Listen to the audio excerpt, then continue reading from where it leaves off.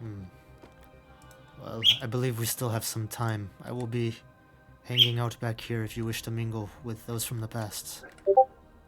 Okay, yeah. Well, I'll let you know if I find anything interesting. I'm gonna walk up behind Mert and say, "Hi, Mert." Mid-conversation with the Blackstaff, Valjar Safar, he stops his words as he says, "Oh, Stella, it's been quite a while. How are you?" Yeah, I'm good. I've been underground. How are you? Well as one can be, given the dire circumstances. It's Yes. very, very due justice, of course, but not a happy affair to see an execution, no matter the circumstances. Of course. Yeah, it's I'm glad that Alia passed on the invite to me so I could be here. But hey, actually, I heard you went to Undermountain. I'm here with, and I turn around and gesture to Villador and Lavenna. These are my friends, Villador and Lavenna. We've actually been beneath the mountain as well. As you say that, Scepter goes over to hug Lavenna, and he says, "New friend, it's really good to see you again."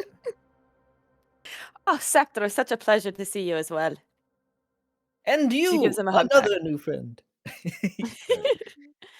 He hugs harder as he looks over to Villador and starts to reach towards you. Villador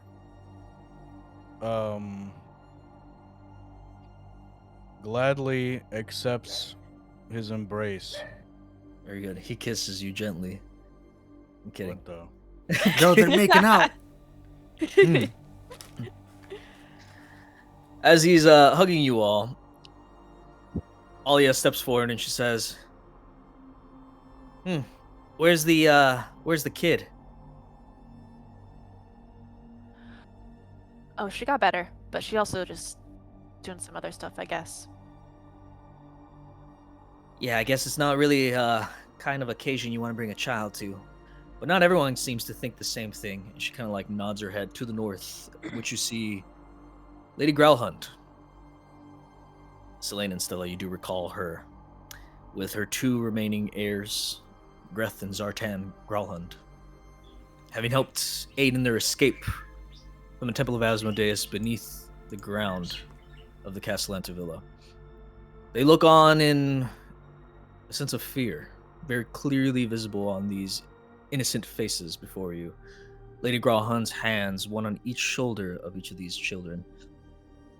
Resolute, a face of a subdued anger, seeming just below the surface. She does not avert her gaze for anything from the gallows before her, specifically at the empty spot just next to the knight.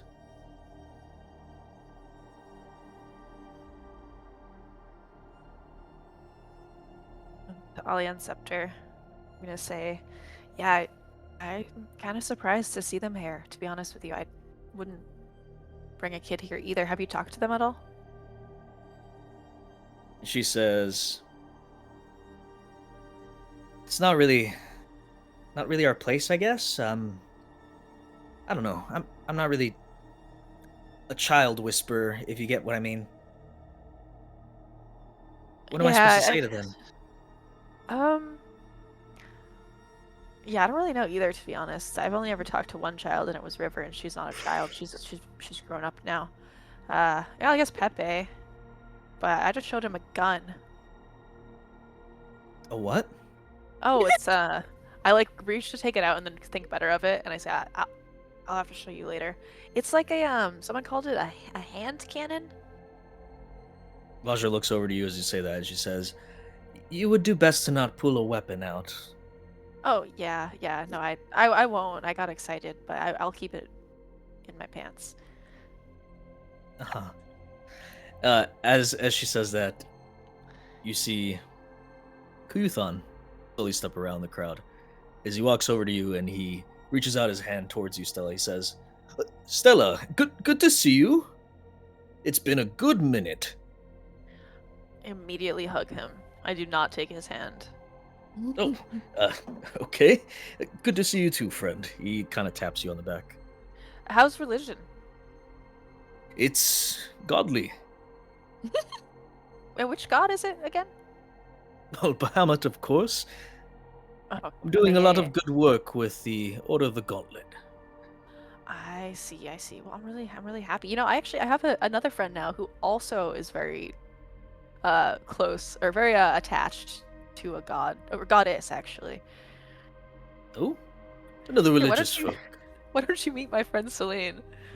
What the fuck? Yeah. Alia overhears you say this as she scoffs audibly and kind of spits on the floor and walks Damn. forward, looking at the stage instead. I kill Alia. Damn. And Kuyuthon says, Damn. Selene, that name sounds familiar.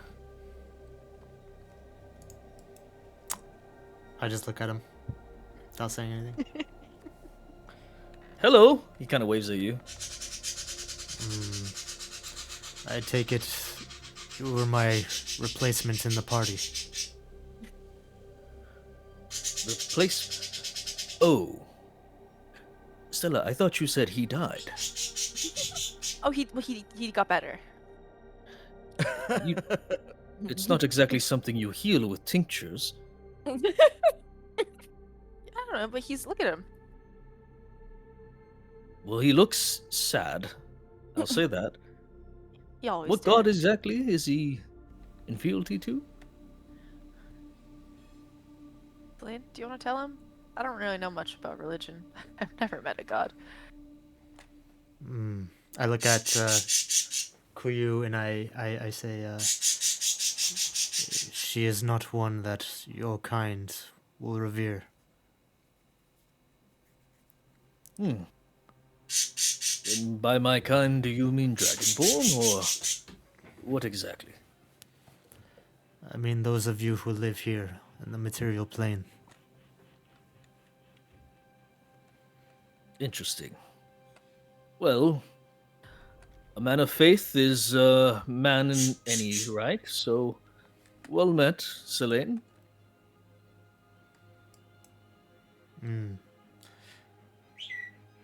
Do you know where Lady Castellenter is?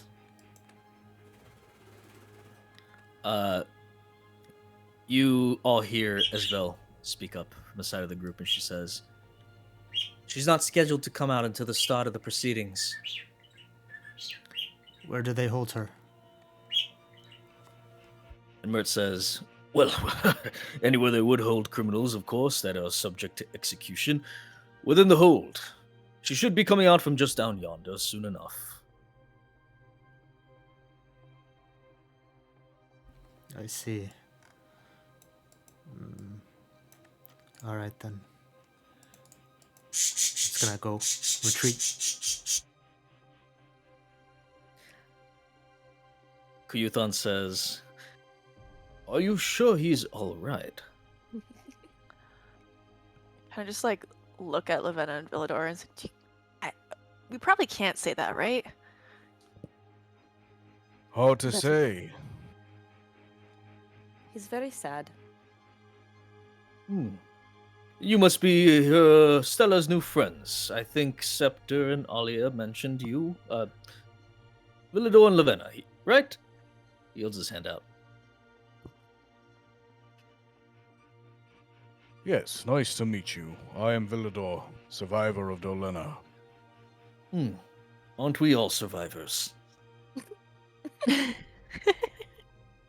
Lavenna's gonna shake his hand back and say, "You heard right. I'm Lavenna McKenna at your service."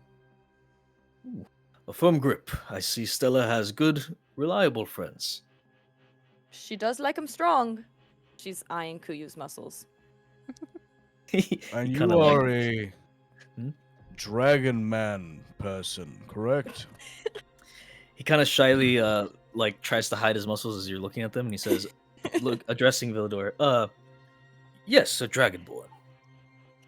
Dragonborn, I see. They do not have you people on the astral plane. You are the second one I have seen. Magnificent. Thank you. I appreciate your stars. Oh, thank you as well. Yes. Anyways, quite an interesting crowd we have here, don't you all think? I am not sure who any of these people are. Well, perhaps Stella can catch you up a little bit, but I expected to see. Well, I guess I'm not really sure what I expected to see. Just not this. Not this. What about this is strange to you? Doesn't really seem fitting to have Lady Growlhund here in attendance to. Well, assuming they try to keep this noblesse prestige of some kind, the execution of her husband's murderer. You don't think she'd want to see it? Well, I have no doubt that she would want to, but doesn't it seem a little unfaithful to justice? More so a fulfillment of a vendetta or vengeance. No, I mean, I think I would feel wrong telling her she couldn't be here. She went through so much. Is it wrong to... I mean, who wouldn't feel a little bloodthirsty in her shoes? I just worry about what the gods would think of it. Such anger should not be had in something that is formal, like I this. see. Surprised she brought the kids. Yes, well, I guess that would be my next point.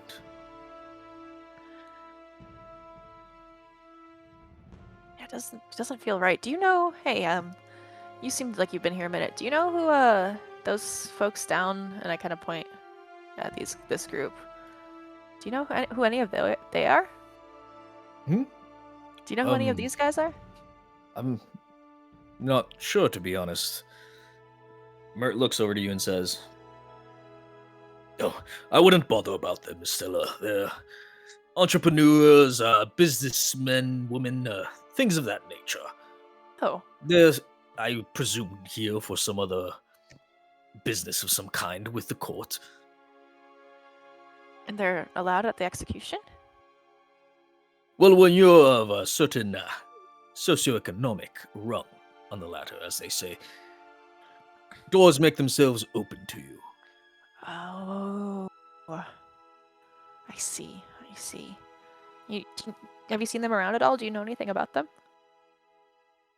Not personally. I believe I may have seen one or two at a tavern or the odd theater play of some kind, but no. I see. Yeah, okay. Good to know. And hey, Mer, do you think, I know we aren't at the execution. We'll probably talk to a few more folks, but at some point, do you think we could ask you some questions about Undermountain? Well, we have time at the moment. It's not scheduled for another, 45 minutes or so. Okay. Okay. Yeah, you're right. I look at my wrist. I don't know what's going on there. Okay. Yeah. Great. I kind of like gesture at the others and just say, Mert went to Undermountain with Durnan. If you guys want to ask him anything. And then I turn to Mert. And I Oh, say, yes. we actually noticed something down here. When you were down there, I know it was a long time ago, did you see any strange glowing runes that turn you to soup if you step on them? Soup, not any kind that I would want to eat. Yes, I believe you speak of the Elder Runes, right? Yes, exactly. What do you know? Do you know anything about them? Well, and Vajra interjects and she says, something that is outside of safety precautions for most practitioners of magic. Something you would do well to avoid. Oh, believe me, we've been trying to avoid them, but they are down there, and I think you would all agree it's sometimes easiest to be safe if you know what you're up against. Well, some things are not meant for us to know. But what is your business asking about such a thing? Well, we've been, down in Undermountain, and we've seen quite a few of them. She looks to the sky. They did take one of our dear friends early on, Hmm. and in his memory, I would like to learn more about them. My condolences. I'm sure his soul is passed through the ethereal plane and on to the outers as we speak, living a second life in bliss. Yes, I hope so. Excuse me, are you a mage? She looks over to you and she says, I would assume of a sort.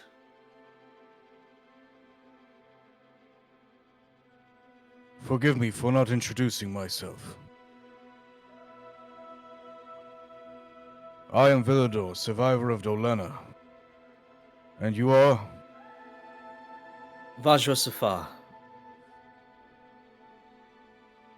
Nice to meet you, Vajra. You Tell as well, me, sir? are you knowledgeable in greater magic spells? Amongst the few here, I would say I do have a unique aptitude for such things. As you see, she starts to grip her staff a little tighter. Oh, might you be the Blackstaff? An obvious observation, but yes, I am. I do hold that office. I've been meaning to speak with you. This is a fantastic opportunity. What exactly is it that you seek, Villador? You see, I am from the astral plane. I have come in search of great magic to revive my slaughtered village and bring back everyone I love. The astral You- plane, you say? Yes, So am I to assume correctly when I say that your village was in the astral plane as well? that is correct. Well, my friend, I'm not too familiar in terms of first-hand experience with such matters, but on the odd occasion, we do get a spelljammer docking in Waterdeep, one time or another. Knowledge dictates that it's not an easy feat of which you're attempting to achieve. It appears not. That's why I've been going to Undermountain with this party. To see if I can harness the power of the Mad Mage. Tell me, Villador, do you know of what happens to a soul when we perish? I understand our soul goes to another realm. Partially correct.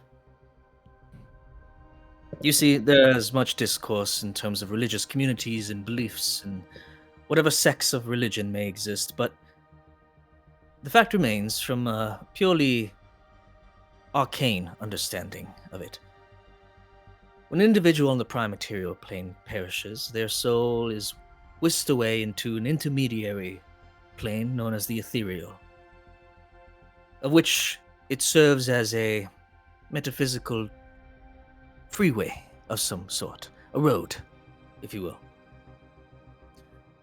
It is upon that the actions of the soul's owners dictate which plane they are pulled to in the outer ring of the cosmology.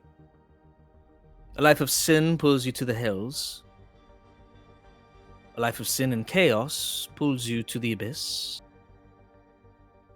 A life of good and, well, orderly chaos to any of the upper planes.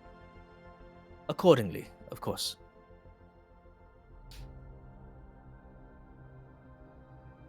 Well, everyone in my village was innocent. They were living honest lives and slaughtered like livestock by the Gith. I'm sure they're as good as can be. I do not doubt their morality. You seem like a perfectly fine sir yourself. Having come from such a community, well, you do much credit, at least in representation, for their behalf. But you see what I said, Villador? That all applies to an individual that perishes, whether it be on the prime material plane or within another sort of plane.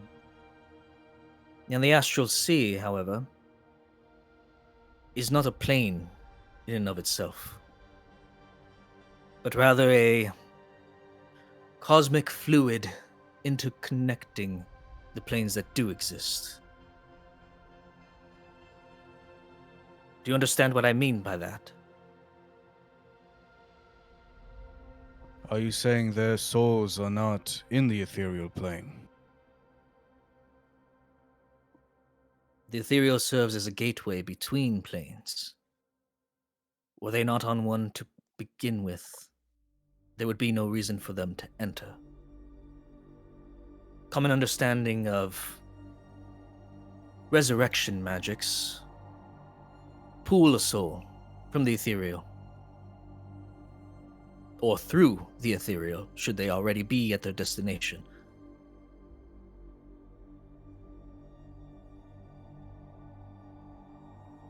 But if I a soul see. is not there, well, I'm sure you understand the difficulty that I mentioned now. There must be a way. There must be some kind of magic, perhaps unique to the astral plane, that can bring them back. Tell me, is there anything you know of? Well, it's not with certainty, but there are theories. A cosmic limbo of some sort. A gateway between planes exists. Ownership of souls that are wayward and do not neatly fall into this order of cosmology that we have are said to wander and be found inside of this place. Whether there is any truth or credence to it, I cannot claim. It's not my field of research nor expertise, but hopefully a morsel of a lead that you can pursue knowledge for.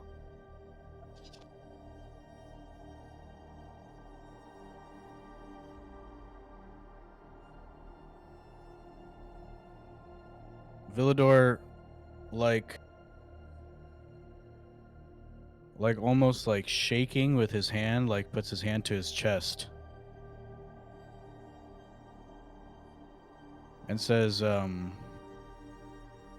Vajra, you have given me great hope. Please, can you repeat what you just said? I understand emotions are high, so very well. It is called sigil. Not a plane in a correct understanding of the sense, but as I said, a cosmic limbo. Wayward souls are said to wander there. But it is not governed by any god. And reaching such a place is not as easy as traveling to the center of the astral sea. Only by invitation or doors may one walk upon its street. By the grace of, well, its ruler.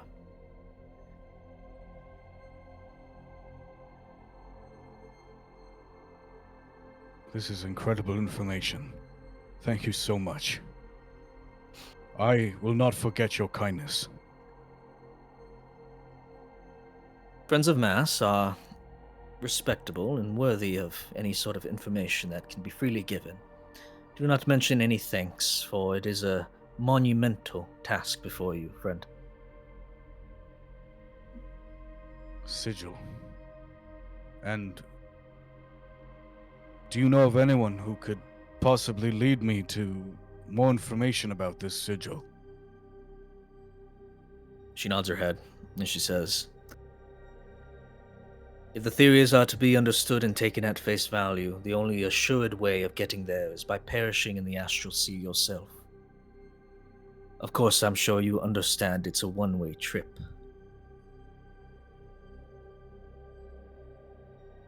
I see.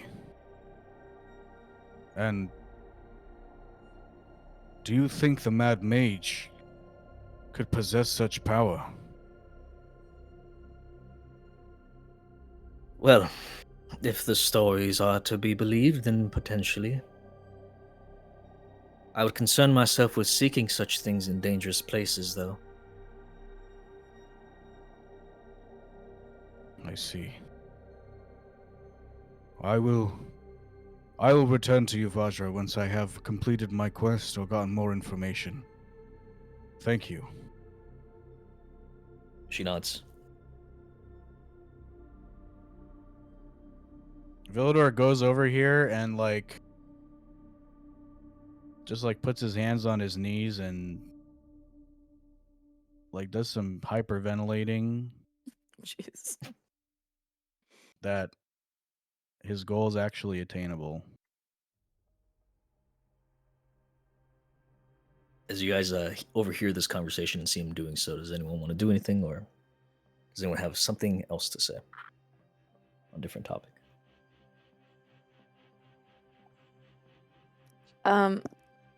Lavenna is. Did she overhear that, or is she standing too far? Yeah, no, it's all within earshot. Okay, she has looked really intrigued this whole conversation. It says, say Vajra. Is that how you say her name? Vajra. Vajra, yeah. Vajra. You seem to know a bit about magic and planes and how the world works. Yes? Maybe you could help me by giving me some information like you've given my friend Villador here. You see, I may have broken my village's search bithel, and the village may or may not be in trouble, as in all of their crops may or may not be on their way out to die, if I do not rectify my mistake. Do you know anything about how I could find one, or a replacement, or something similar?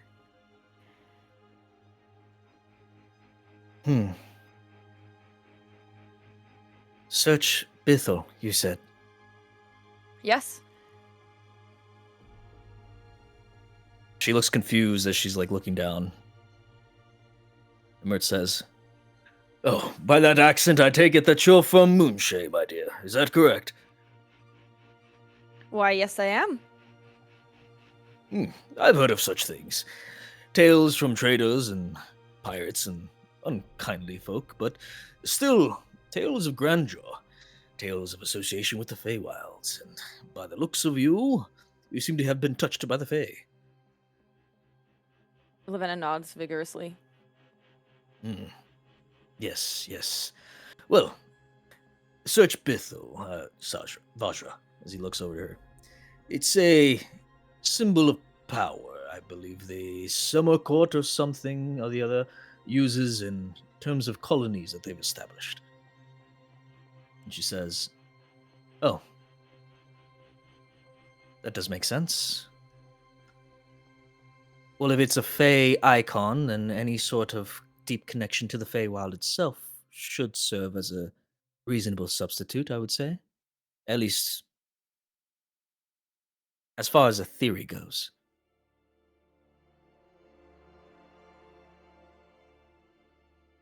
Lavenna is nodding vigorously still and says, But what does that look like? What does a deep connection to the Fae look like? Mert laughs and he says, well, what deeper connection could you have than someone who is Fae themselves?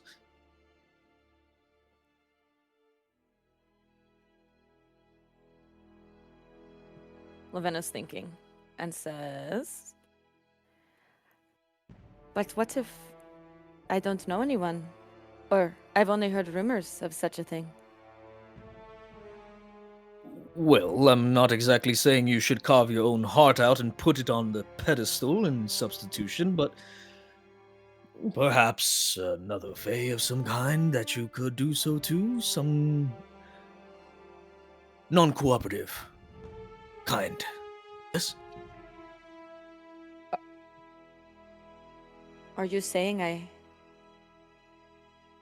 might have to hurt someone?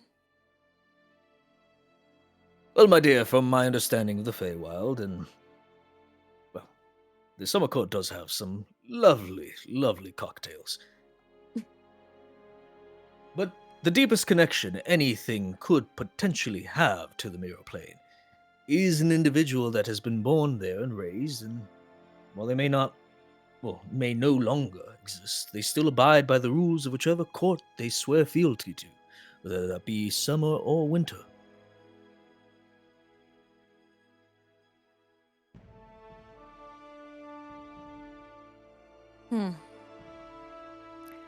Thank you both. This has been very, very enlightening.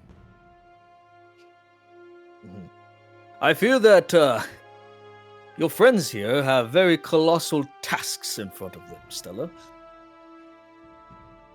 I like ambitious friends. Yes, and from the look of this Lavenna here, she seems to be more than capable of doing so. Good luck, my dear. Oh, thank you so much, Mert. That means a lot to me. She has like a pep in her step now. He just nods, like approvingly, as he tightens his waistband, kind of pulling his pants back up. Say, Mert, you're quite knowledgeable. I'm doing a little bit of research, just, in the time since I last saw you, I spent a lot of time in the library and some stuff caught my interest. Have you ever heard of anything called, what was it? She like kind of taps her forehead, like thinking hard. It's like the Willow of the Depths or something. Have you heard of that? The Willow of the Depths. Quite an esoteric phrase, I'm afraid. Yeah, I saw it mentioned a few times, and it caught my eye. What was the context? It was like something to be sought. It was implied maybe that it was an Undermountain. I don't know if you've heard of it at all down there. Well, willow trees don't really grow underground except for...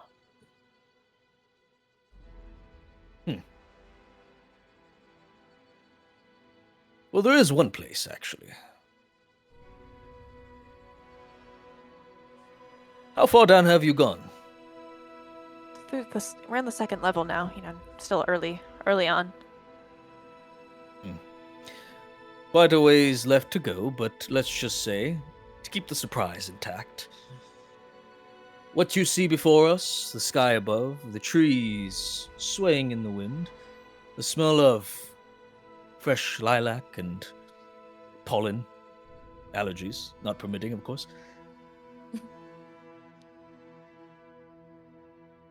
There is reflections of such things further down. Oh. Now, a willow like tree, outside? in a sense, Oh. as outside can be if it is within the confines of the depths. Wow, okay, that's incredible. But a willow tree in specific, I'm not too certain. Oh, okay. Well, how far down is this place? If you have reached the second level, then in due time you should come upon it. It's not too far. Okay. The years do cloud my mind from these memories. But as I recall, it was rather early on in our endeavors. I see. Oh, gosh, thanks, Mert. That no one else has really known about this, and it's hard to get info, so this is helpful. Why do you search for trees? Taking up carpentry, are we? I mean, as you know, I'm a druid, or I guess from my mom, and I just have been trying to take more interest in her side of my parentage. So I just feel an affinity for trees lately, I guess. Scepter speaks out and says, Kyle Jr. Yes, exactly. That's where I've been living. Alia steps forward. She says, is it still... Well, does it still have those weird lizard things? Lizard thing? Oh, no, actually, they were all gone since the last time we were there. Kuyathon speaks and he says, yes, I'm very concerned for you, Stella. Remember when we first encountered them? They're quite dangerous. Yeah, but then I got a cool sword, and it was kind of just like all in the past. We took care of it pretty easily. But is it Other worth your than- life? The sword? Any of it? Well, I don't really know what my life is worth. But I guess Oh. maybe I'll find out. Well, I'll be wishing for your success in whatever that means. As he pulls up a necklace that's hidden partly under his plate armor. I pull mine out as well.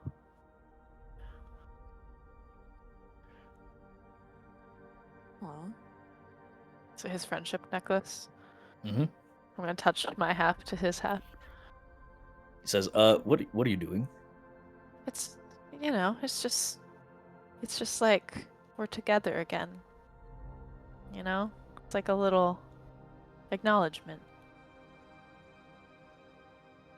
Is Okay, that- I guess. Matching pendants, I see. Yeah, we broke a rock in half. Oh my god. That's so cute. I've saddened you. I'm so sorry.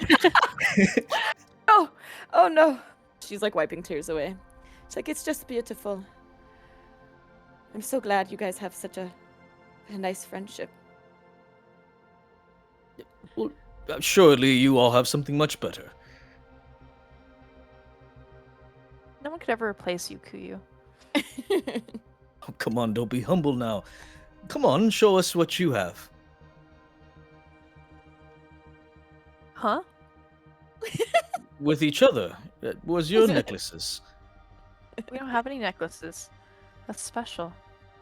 You're friends though, right? Well, yes, of course, but you have to find the stone that becomes the necklace, and that happens naturally. He looks over at Lavenna, kind of like awkwardly.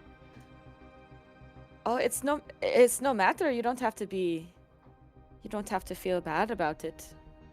I'm sure maybe one day I'll have my own necklace with Stella and maybe even you. And Selene, hopefully. Something tells me he's not the necklace-wearing type, but I pray that it will happen. I can fix him. Maybe. And he smiles.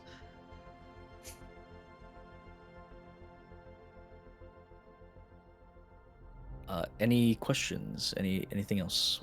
Anyone else want to say anything else? Yeah. Mhm. I look back at Mert and I say, you were going to say something about the runes. No. Well, not much, to be fair. They're powerful things, as the Blackstaff here has said. You'd be well to avoid them. Is that what you did?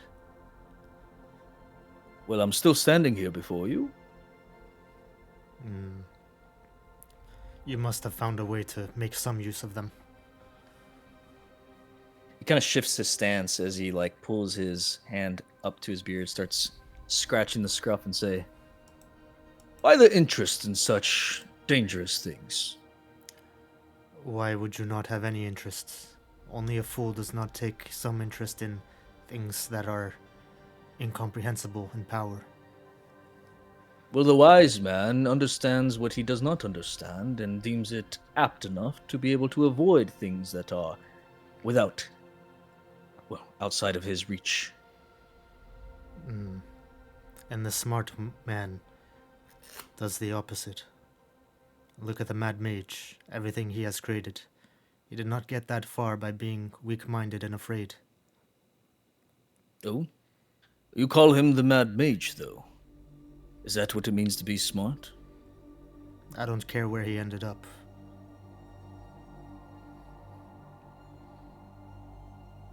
He's I done would- something no mortal has done, at least not that I've seen. I would stress caution with that line of thinking, friend. You see, the pursuit of knowledge, as such, is more detrimental than beneficial.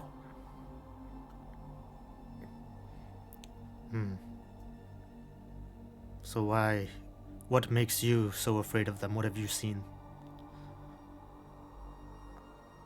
Similar to what you have all mentioned. Men reduced to paste, men raving, their minds lost, a second head sprouting from shoulders, feet being churned into fire that consume the body that it's attached to. Effects that one cannot explain nor conceive in any sort of reasonable sense.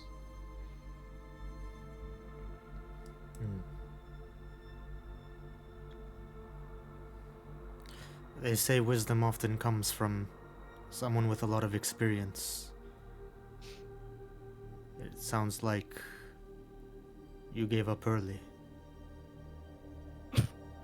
As I said, the wisest counsel I can give you in these trying times and under those circumstances you speak of is to stay away.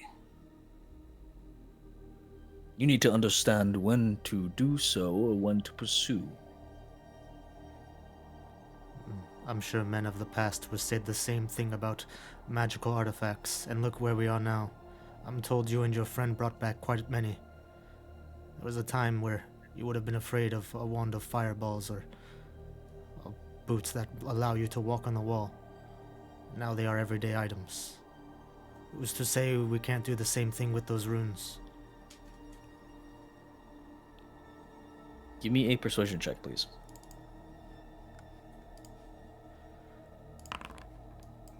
He says, a fair enough point.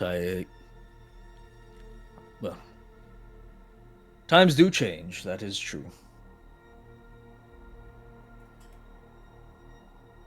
If you're not going to tell me what your interest is in such things, then I can offer a morsel of my understanding. It's not much, but it is at least something. Each rune has a name, from what we found. Each name is governed by a concept, theme, idea of some kind, ranging from chaos, pain, destruction, things of that nature. And while it may be off-putting, and I hesitate very much to tell you this, they are not all exactly dangerous. Albeit from that, actually. You see, they represent a concept. But in each concept, there is a beneficial and detrimental aspect, a reflection of that conflict. Chaos can be a force to hinder you, but it can also be harnessed. An advantage that those of more rational minds, such as us mortals, have, would be put at a severe disadvantage by the lack of understanding should chaos be in your favor. But how a rune presents itself is never quite predictable. No. The only reliable determinant that Dern and I found is coming into contact with it yourself. And then it may be too late to step away from it, should it be negative. Mm. And did you ever try yourselves? We were not dumb enough to take such a chance. Mm. So using another whose life means less. That is not a line of reason that I wish to engage with. But it is something that is true to your past. I understand.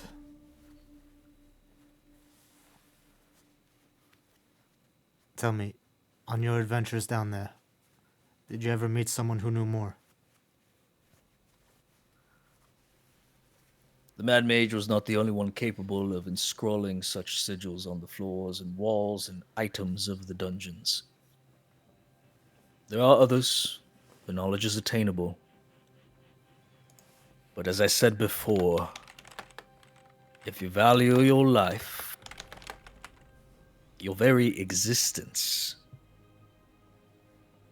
the fabric of your soul and the souls of those around you, you will not pursue it. Thank you for the caution and, well, everything you have told me.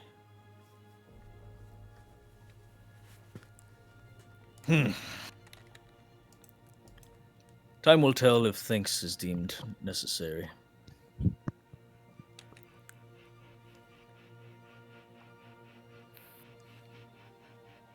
Is anyone else going to say anything at this moment? I'm good. All right, I'm good. very good. And as Mert says that,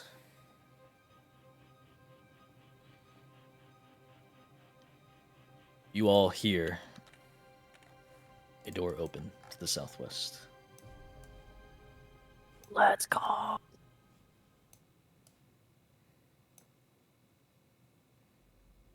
really glad the note came through.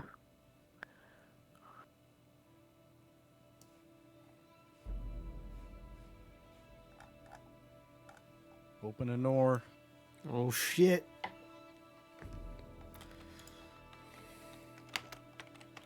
my god. Emerging from a door in the castle to the southwest, you see a bound lady, dressed in noble attire, fine silks,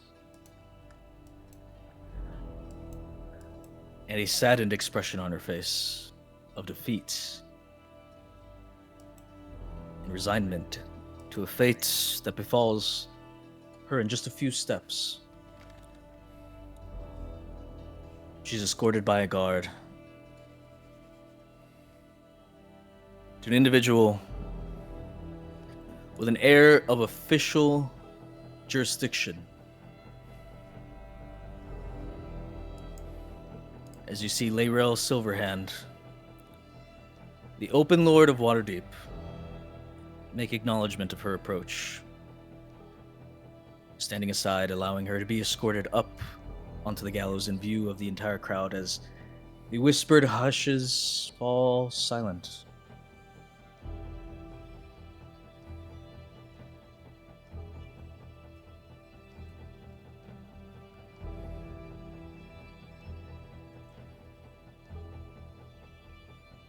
Is anyone doing anything in this moment? Yep. Not me. Oh. No. Yeah. Bye. You're doing something. Okay. I'm gonna... Hold on. I need to see something real quick. Oops. Wait. Uh-oh. Okay, I'm gonna walk up 5 feet real quick. And I create a telepathic bonds. And then I step back here. Can you link the telepathic bond, please? I got you. Where is it?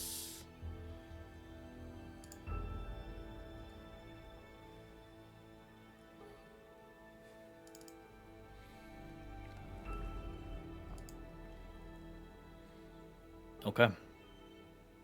It connects.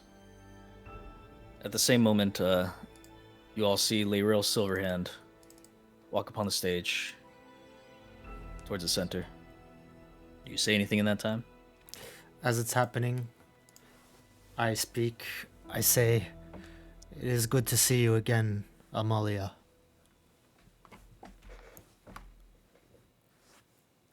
You all see as her eyes, which were just purely focused with the ground beneath her feet, slowly drag upwards. A colossal amount of effort in doing so, as there are heavy bags beneath her gaze. She looks out past the crowd assembled before her. In your direction, Selene. And says nothing. Don't be so shy to speak now. Last we spoke, you were yelling at me, casting spells, shrieking even. Come on, show some of that energy again. Why don't you? She locks eyes with you as she stares in defiance, a sense of anger. But once again, that resignment to her fate. You can sense her energy has been spent. You But she defy me now. continues.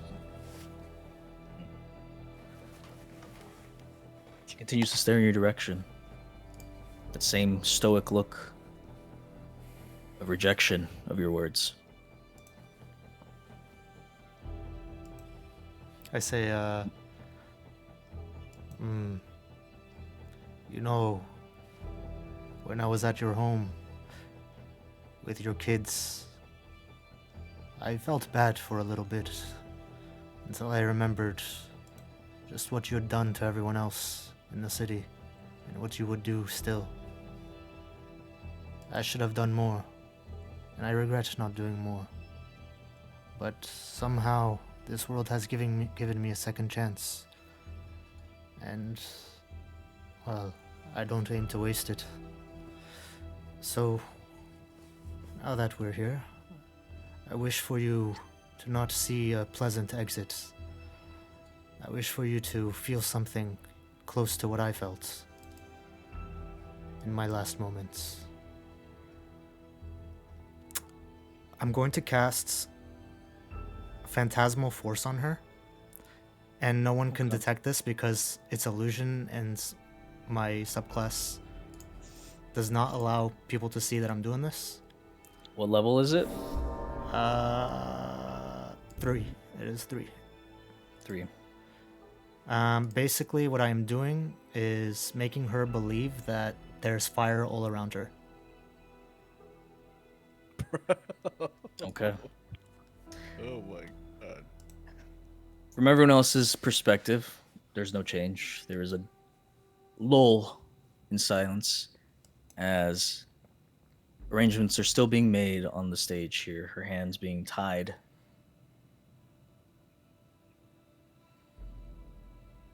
And Selene, I'm going to say all you notice is that she closes her eyes and hangs her head down. What the fuck? Alright, Celine's pissed. That's all you notice. Whether or not that's all that happens, I'm not saying, but that's all you notice. Okay.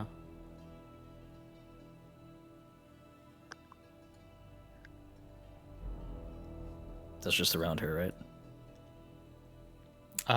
Yeah, just like surrounding her, literally, like Okay. the ground under her feet, the things, everything that she's like tied to, everything, like all of it.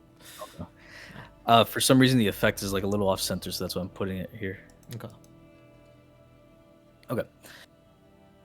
So, after a few moments of silence, Lady Layrell Silverhand turns to the crowd and addresses them. She speaks out. In official capacity, she says, Lady Amalia Castellanta, born of noble blood wife to Lord Victorio Castellanta, mother to Terenzio and Elzarina Castellanta, you stand before the eyes of Waterdeep, accused and found guilty of crimes most terrible. As you see, she reaches into the pocket of her coat and pulls out a sealed parchment that she breaks and unfolds. The crest of which that she breaks, large enough to very clearly show the crest of Waterdeep emblazoned upon it. She continues. She says, "You are convicted of conspiracy to commit mass murder within the city of Waterdeep through the poisoning of citizens gathered under false hospitality. You are convicted of leadership within the hidden cult of Asmodeus, whose members carried out murder, abduction, extortion, and profanation beneath the protection of your household's name. You are convicted of treason against this city through alliance with infernal powers hostile to the people of Waterdeep. And though your husband, Victorio Castellanta, opened the gates through which devils entered our city, you have been found complicit by the masked lords in the conspiracy that enabled those acts." Her eyes closed. You hear her speak. She says, "Amalia, if this is where Waterdeep chooses to place its blame, on the acts of a desperate mother with nothing to turn to, then let it be done." Give me an insight check, please, Sling.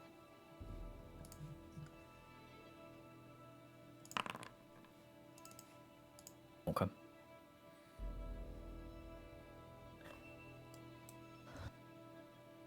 Not something necessarily perceivable. Should it be something that someone is not aware of? There is a certain hesitation to her words. Hesitation that's very familiar to you. It's heard by your people, by the slaves that are tortured. An undertone of pain, but resistance trying to subdue it.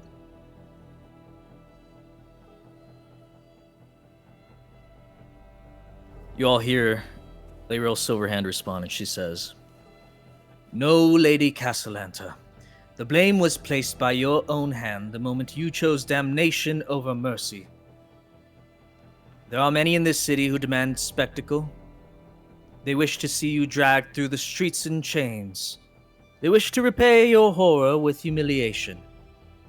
But those requests were denied. For all that you became, you are still a noble-blooded daughter of Waterdeep. And the city will not dishonor itself today. In your defense, you've claimed your vile deeds were for the sake of your progeny, and perhaps there may be mothers and fathers among us who understand the desperation that temptation exploits, but love does not absolve atrocity. Countless mothers now bury their children because of the choices made within your halls. Therefore, by the power bestowed by the law of Waterdeep upon my office as Open Lord, I hereby sentence you to death by hanging. May the gods judge what remains of Amalia Castellanta more gently than this world could. Perform the rites." And she begins to walk off stage. In doing so, you all see a priest begin to walk on. Placing a hand on her shoulder, he begins to chant and say, "From stone we are sheltered, from shadow we are tested. From justice none are beyond reach. Let the false masks fall away. Let the soul stand bare before the gods. Let every deed be weighed true. May the city remember the good that was given, the evil that was done, and the price paid for both. Walk now beyond the gates of mortal judgment, daughter of Tyr. His scales await.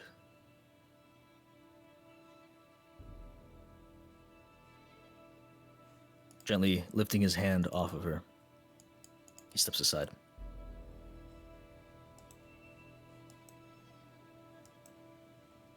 You see, starting at the northmost gallows, a lever is held by the city guard. And with an abrupt pull, you hear, as the rope goes taut, and a crack of the neck of this cultist is heard as they dangle, lifeless.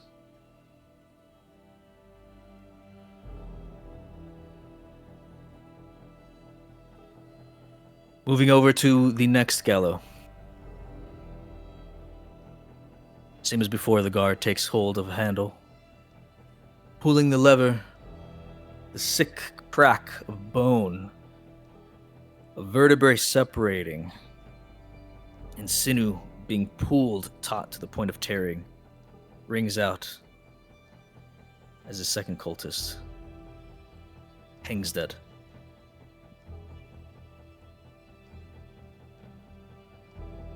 At the south,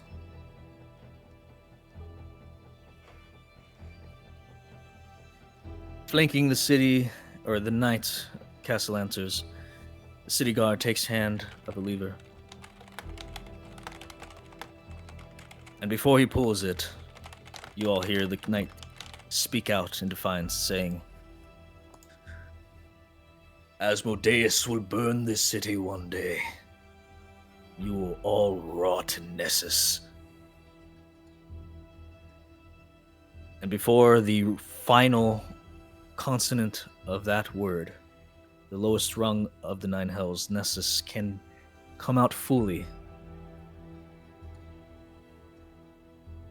The ring of metal, as the latch of the door beneath him comes undone, and the pulling tight tautness of the rope rings out. Digging in deep past the barrier of his helmet. Snap, and the knight lies dead as well. Swing.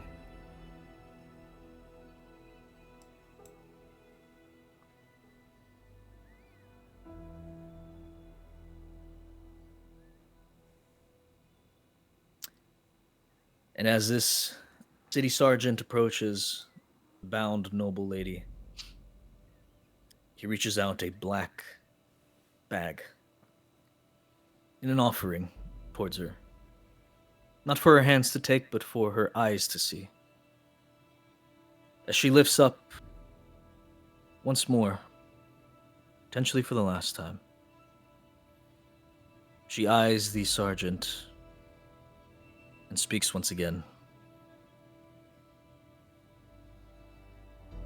You will all look upon me in my eyes as this happens. I repent for nothing. As she scans the crowd and looks over at Selene once more, locking eyes with you. A grunt of pain as she efforts to squeeze out the words.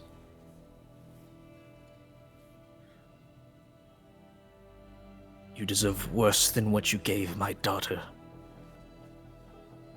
Telepathically, I say, your children will never know you. Jeez. As the sergeant takes hold of the lever. And with a pull,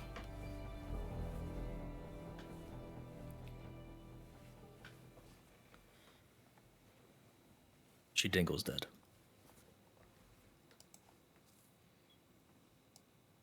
Eyes bulging, looking out at the crowd. The gargle of her misformed throat bruises instantly.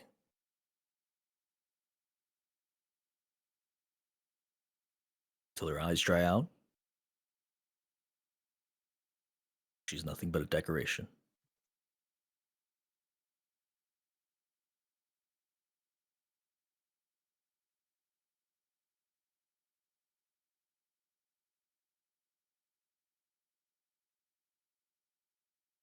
And with that, you see Laurel Silverhand and several of the guards attending her begin to walk back to the castle. As the crowd is left there in silence, the body is left on display as a reminder of the betrayal of the city.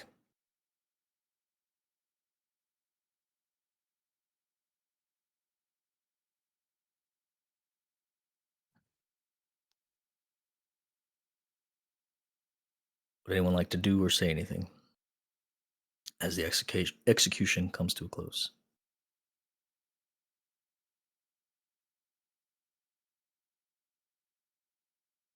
Nope. Eldritch Blast. Pew pew. Hell yeah. Damn. Should That we was have crazy. saved her?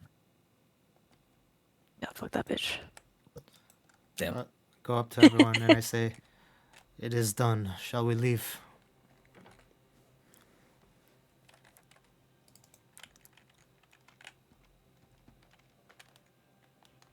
Are there any others here that you may know? This is a vital time. We might not see them again.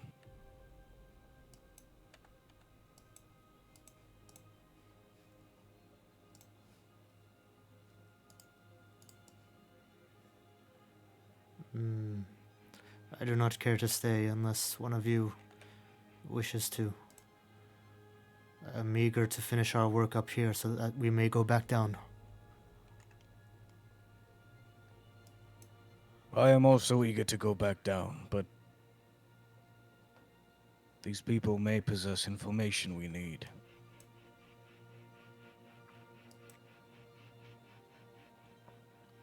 I want to ask a few more questions. There was something Alia mentioned to me that I need to ask some folks about, but I'm ready to go back down soon. Who has the patch of the Hingle Dingle Brotherhood or whatever it's called? I do. Why don't you go and show Jarlaxle Oh get the yeah. patch? Yeah, let's go talk to our boy. As you make to leave, Stella, Mhm. Mert says, hold on, a moment. Oh yeah. Yeah, what's up, Mert? He looks over to Alia and says, are you sure?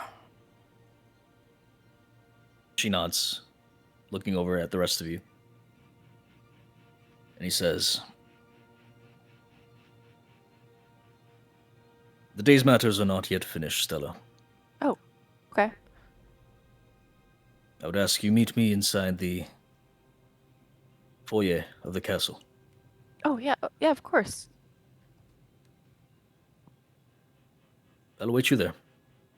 We'll be there You soon. and We your just have to talk. friends. Okay. Yeah, we'll be there soon.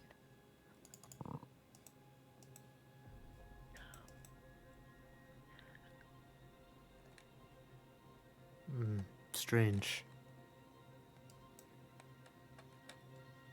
Yeah, Alia mentioned something about some murders near where I grew up.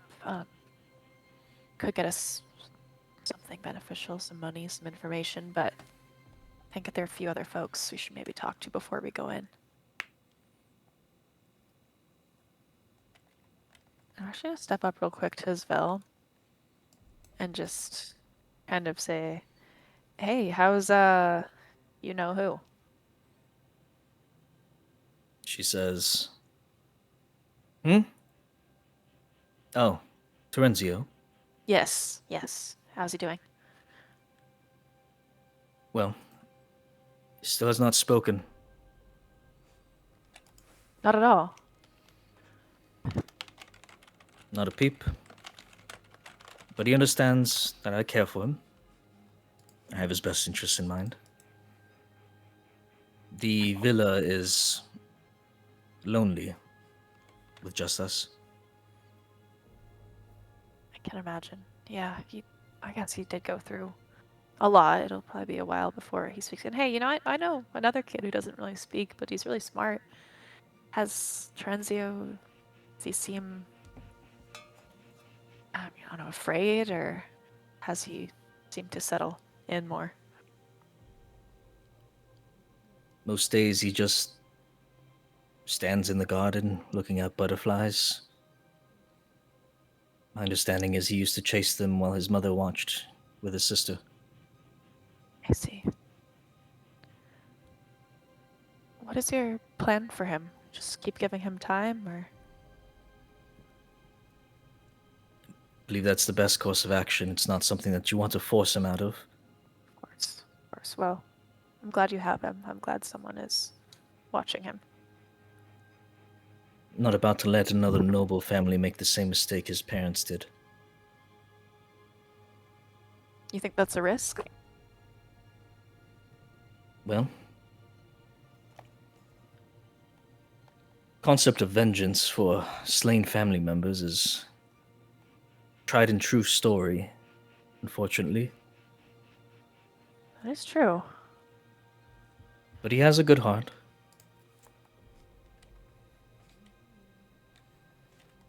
Yes, yes. He's young still too. It's, maybe time will help. Not young enough to not understand what happened, unfortunately. True. He has many years ahead of him to learn, at least.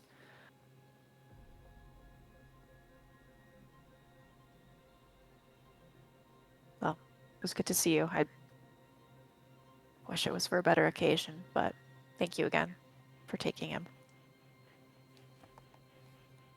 She nods and she says, "We made a deal, and I've been in contact with your friend over there." She points to Kuyuthan. Mm-hmm. Very good.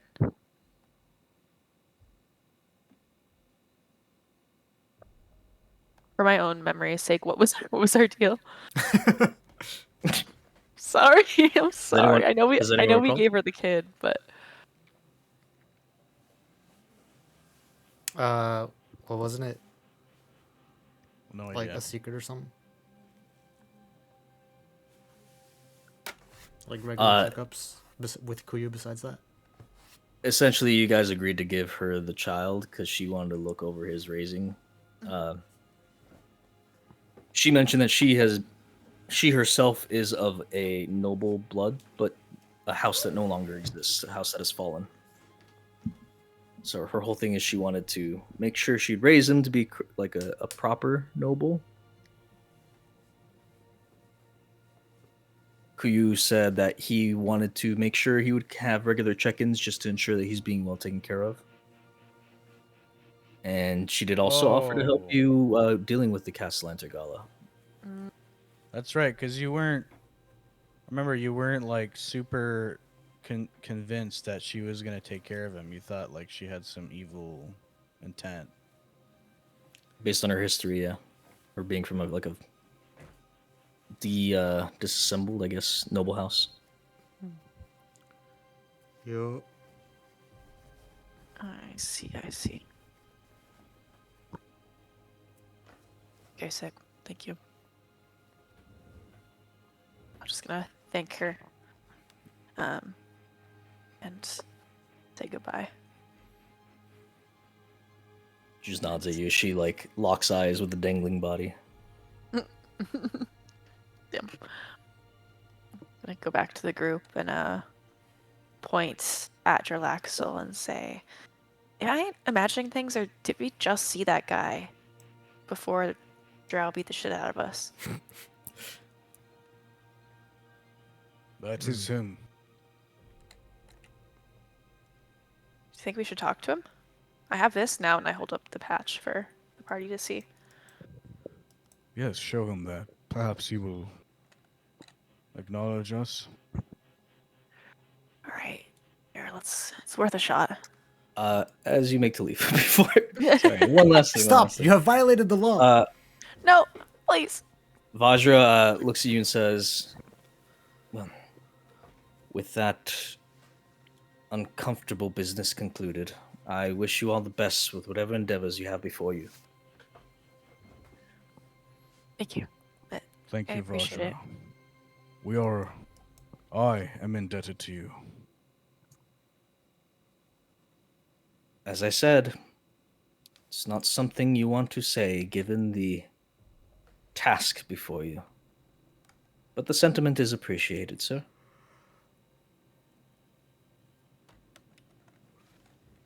Villador nods.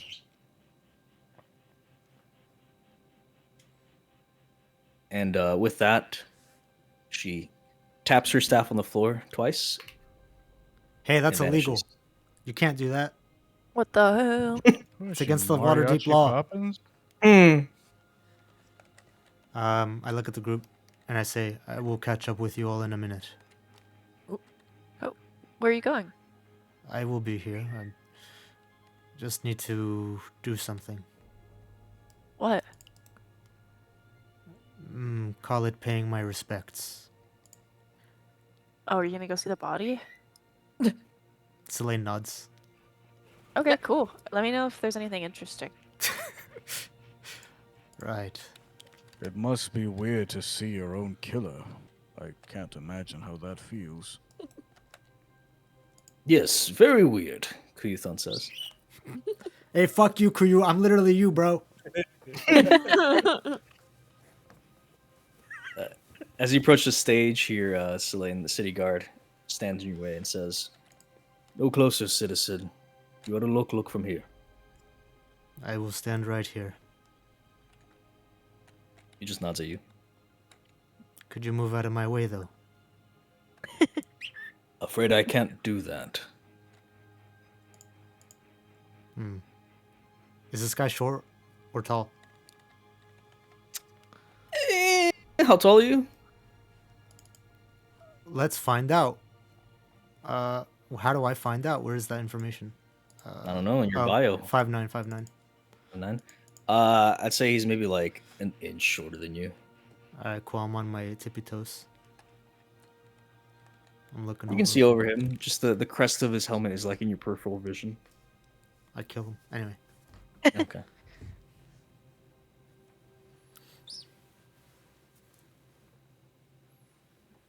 All right. What are you guys doing? Going over to Jar Laxel. Keuthon says, "Well, it was good seeing you again, Stella, and Villador, Lavenna. I pray for all of your successes together. You look like a fine team." Why not join us, Kuyu? Perhaps there is something down there for you. Oh, no. The only thing that's in store for me in the future is helping the church. The Lord of the Gauntlet keeps my days very, very busy. It's honestly rare that I got free time off to be able to attend this. Very well. I thought I would offer. Appreciate it, but you all look more than capable. Say, do you happen to have a team name of anything? Fuck.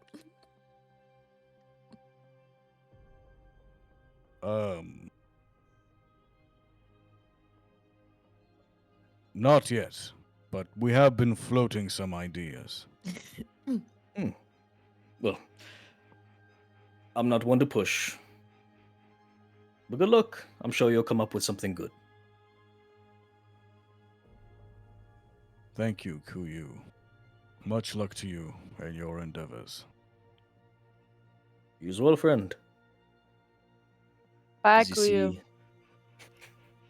he nods at you as you see the 3 retired members of Mass still in the city, joined together and speaking amongst themselves.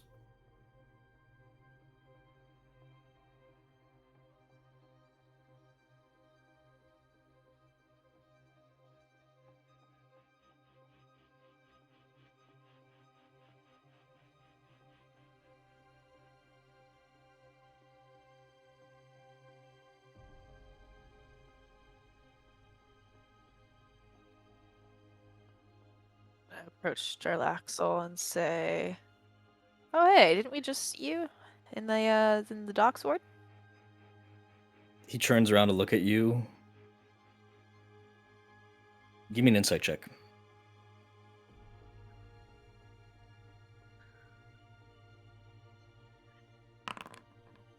Okay. He turns around to look at you. He eyes you up and down and says, I believe I would have remembered seeing someone that's so poorly dressed. Damn. Wow. You hear a giggle from the lady to the southeast. Huh. You don't remember sending us off to get jumped in an alley? They really do let anyone into these executions nowadays, don't they? And the Not lady really. who's giggling says, Darlaxo, you're so foul. Please, don't you recognize her? She's one of the members of Mass, aren't you, dear? Yeah, and who are you? Vailra. Vailra Callow. And who is Vel Racala? What do you what do you do? What's your deal? Who's Vailra Callow? I haven't heard of Well, you. dear, very obviously you haven't, because I control most of the fashion advances and trends that go on in the city. I'm sad to say, it's pretty obvious from your appearance, my dear. You could use a little work.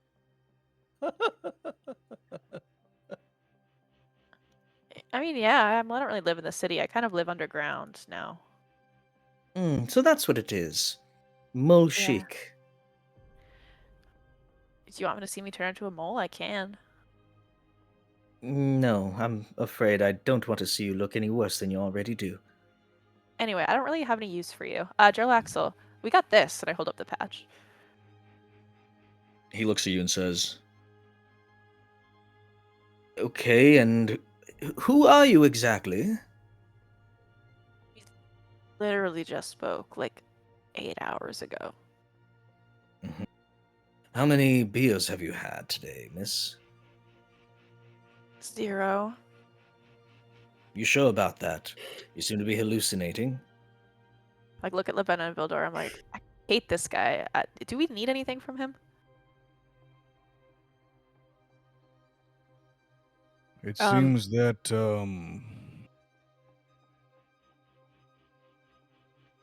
they only concern themselves with fashion. The lady to the north of Jill Axel speaks up and she says, No, apologies on their behalf. They have quite an ego to them. It's nice to meet an acquaintance. Make the acquaintance of a protector of the city. Yes, Miss Callow, are you aware that if Stella and her party did not save the city, you would have no fashion industry to brag about? Sorry, this is the woman north of Jill Axel that said that. This one. Oh. And I say, to her, I say, thank you. And you are? My manners. I'm sorry. I'm Zazina. Kelder. And are you another fashion icon here in Waterdeep? No. I oversee some small shops, the odd curios and trinkets and things of that nature. Mainly trying to do what I can to make sure small business owners get a chance. A noble merchant. Yes, well, someone has to have the best interests of people who do not have the coffers from family generational wealth.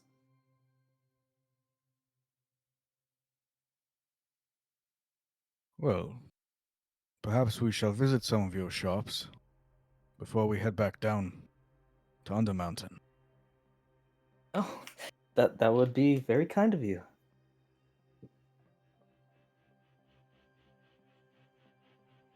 And where might they be located? I'm new here. Well, it's fairly spread out, to be honest. I've recently purchased a furniture store of some kind. I think it was called the Bent Nail. A peculiar name. Not exactly, well, confidence inducing. I might agree with that kind of name. But Well, the fellow who owns it is a rather good sort, so seems to be in some financial trouble. And he has a decent business acumen, just down on hard times with the whole invasion. oh, Stella, do you know this man? Do I? Give me a history check. You do. It's the guy that. It was the guy that we got to go on a date with the girl. There you go. Wait, what? With the plant seller? Yeah. Tally Sylvanor, Tally? I have no. Were they our neighbors? I don't know if I'd. Yeah. Intro school. Yeah. Was Stella here for this? I think so, yeah. Yeah, it was definitely later on. Okay. I You guys played pretend to matchmaker for them? We definitely did. Eileen led that charge, though.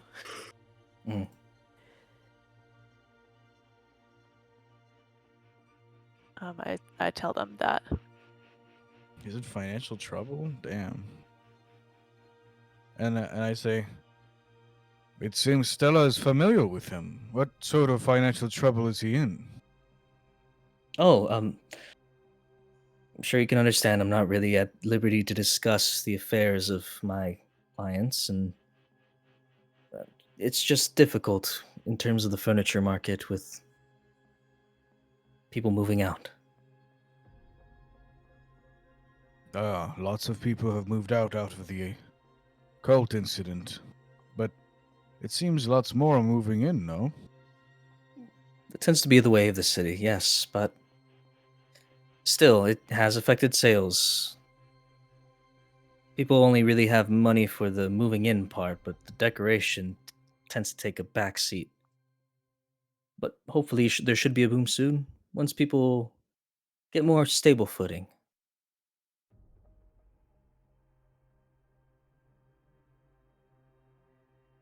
I see. Stella, perhaps we should go check on your friend. We could stop by and see what's going on.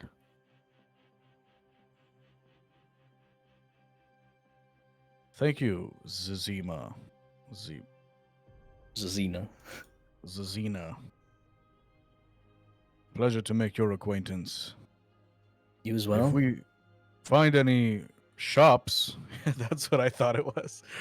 If we find any shops in Undermountain, perhaps we could tell you if you'd be interested in purchasing.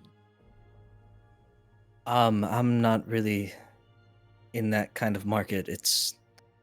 Well, I tend to only deal with reputable business. No offense, of course.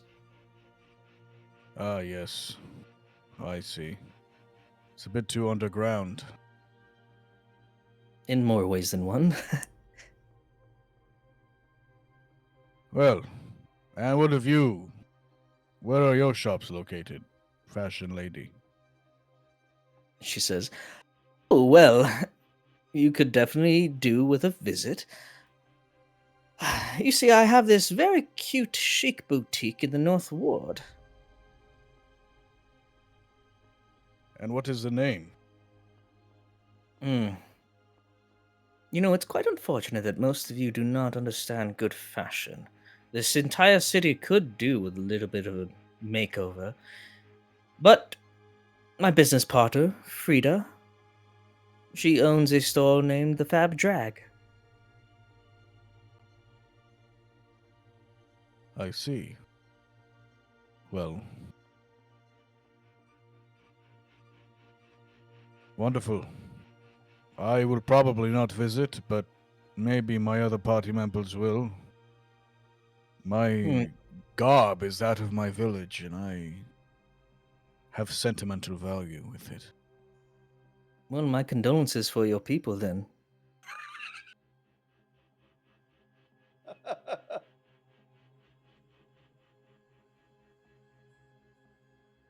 Perhaps once I bring the village back, I can hire you as a consultant to come and change our style. My dear, I don't think you can afford me. But by all means, if you do come into some sort of inheritance or something, or like you adventurer types usually do with treasure, we can talk.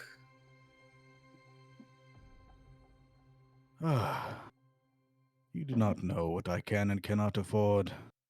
You noble types are so judgmental. Perhaps I will find someone nicer. Well, if you were so competent, you wouldn't be a non-noble. What do you think, Jarlaxle? I think I'm bored.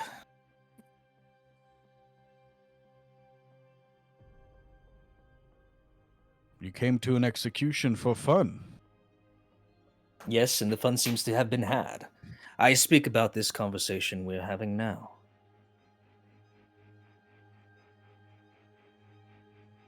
Very well. It has not been a pleasure to make your acquaintance. But I bid you all adieu. I'll cry myself to sleep.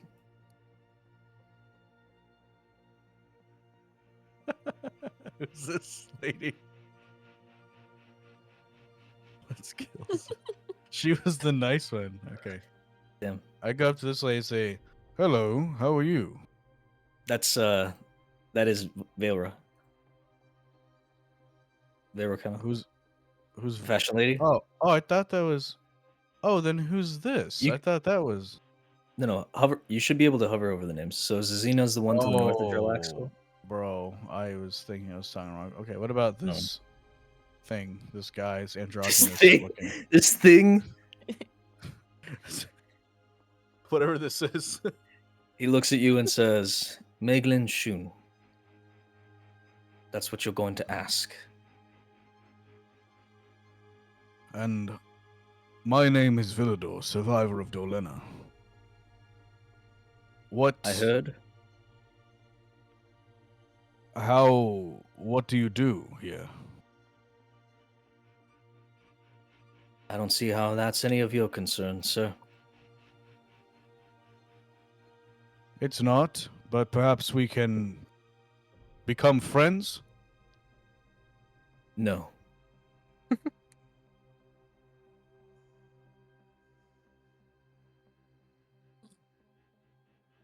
Well, You're a rather unfriendly sort, aren't you?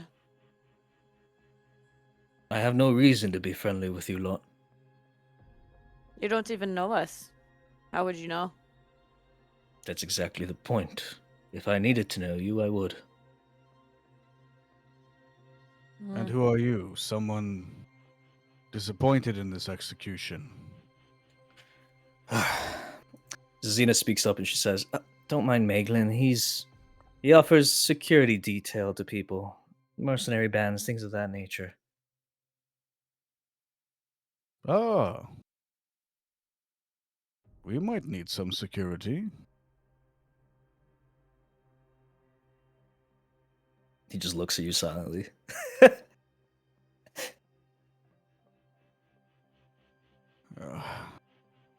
I'm not sure how any of you do business around here.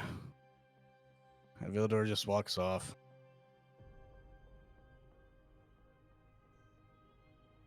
Damn.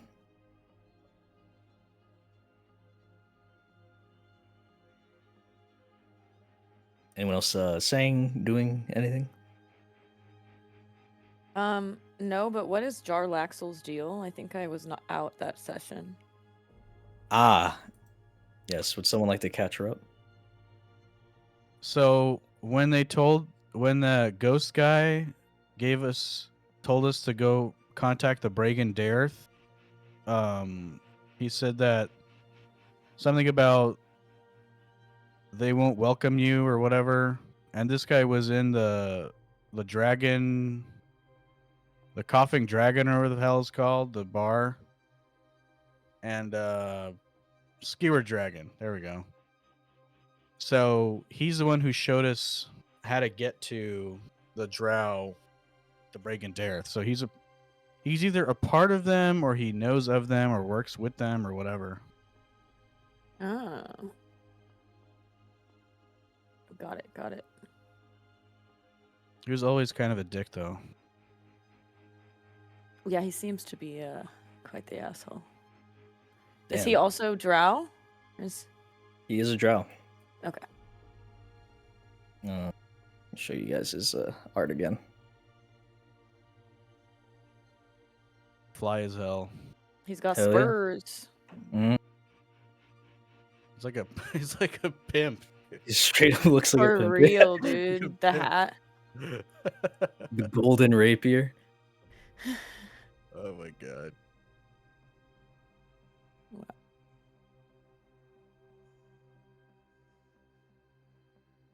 Do we know this lady? Her name doesn't pop up when I have her. Ooh, This one at the very top. you do not.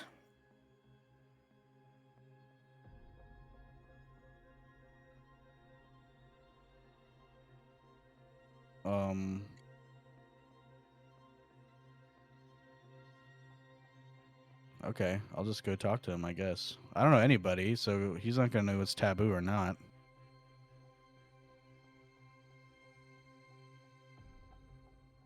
As you approach them, Villador, you see Lady Gralhund tighten her grip over on the shoulders of her children before them. Hello there. No need to be afraid. Who are you? I am Villador, survivor of Dolena. And you? I don't know your name. Yes, I am new here, from the astral plane. What do you want, Villador?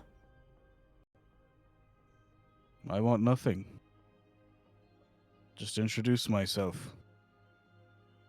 Then nothing you will have. I don't have time for this. Come, children.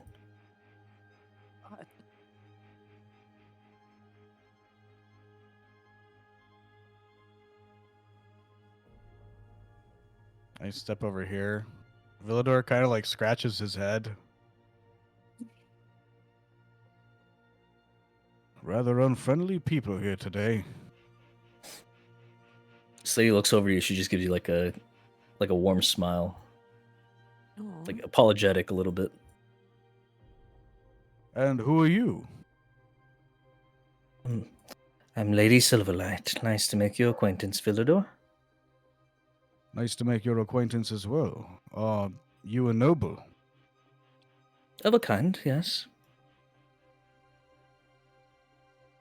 Ah, and where is your house located? In Waterdeep? Well, that's rather a personal question, don't you believe, sir? That is true. I'm not around these parts. Let's see. What do you think of the execution? If that's a serious question, then it's dreadful. Did you know her? We have spoken and attended events, galas, and the like over the years. You seem like a fine friend to have. Rather unfortunate to deal with her and her family. Yes, my party. They saved the city from them. Hard to believe something like that actually happened in this large city. Your party? I don't recall your name. But no offense, of course. Yes, I am a part of, I suppose, the new version of Mass. We don't have a team name yet. Sorry about that. Oh, well, then my apologies, and you have my thanks for protecting our city. Oh, don't thank me. And I dragged Stella over here and say, she's the one to thank. I did nothing. My main concern is going into Undermountain to revive my village, with the Mad Mage's power. Do you know anything of Undermountain? Oh my, it's quite a romantic tale, but no, my business lies in literature. Literature. You hear that, Stella? You read. Stella's zonked out. She just said, "Be right back." Yeah. But Lavena's gonna overhear this and come up Mm-hmm. and say, "Oh, what kind of literature? You write? You distribute? Yes. Writer. You're a writer. What kind of tales do you weave?" Well, typically not ones that are appreciated by more macho types, but honestly, I think it's their loss. Oh. Does that mean you write about romance or that sort? That is my main focus, yes. You see, romance should have a place in anything, to be frank. What is stronger than a bond between two people? Hmm. I agree. You know, I was always telling my friend back home, Blair, that all stories are love stories. All of them. Oh, what a delightful accent, my dear.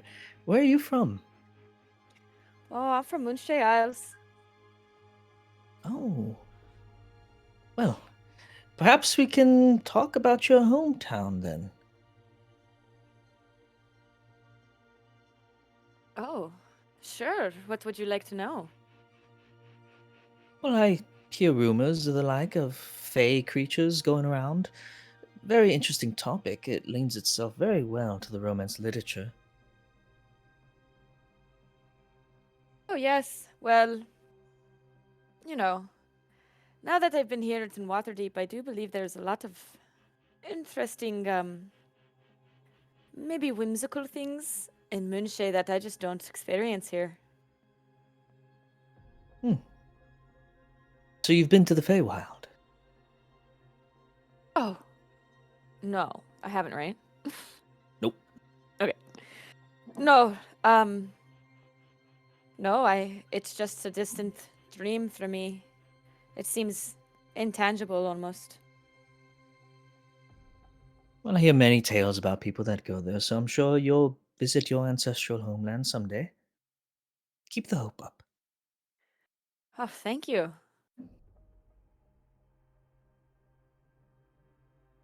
Welcome back. Welcome back. I don't remember, also out of character. I don't remember that River was looking for this person, so I would ask her questions based on what River wanted, but I have no memory of what she wanted to know. Wait, is this the author? Yeah, she's a romance author. Yeah. I don't remember what she wanted other than talking to her about her books. Damn. Okay, that's all I remember also.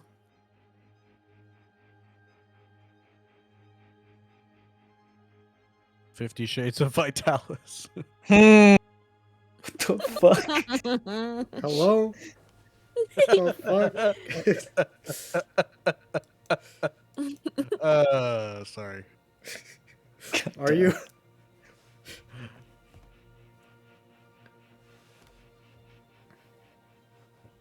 Tell me, Lady Silverlight, what are some of your best sellers? Well, a lot of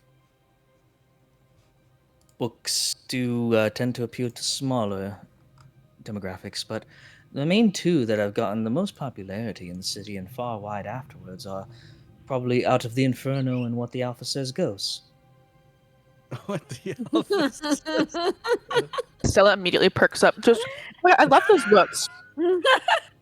I just actually bought the next. I've read the first of each, and I just got 2 and 3 of oh my god, Out of the Inferno. But they didn't have any when What the Alpha Says Goes. Wow, it's great to meet you. Your work is amazing. It's always a pleasure to meet a fan. Thank you, dear. Of course, you're a true genius in the art of love. I respect it. We all should be. So true. Rather interesting titles. Yes. I commend you for your ability to capture an audience. I do sense some hesitation, my good sir. Maybe you would do well to partake of a chapter or two yourself.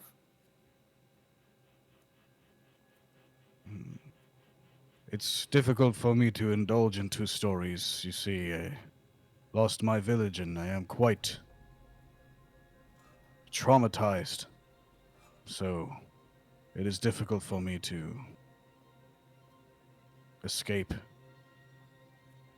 I understand. I don't presume to to liken any sort of pain that you are going to one that I have experienced. My late husband, of course, was a terrible blow to me when we lost him, but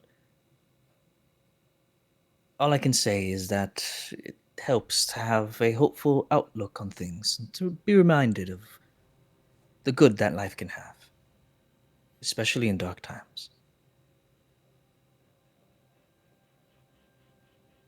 I agree.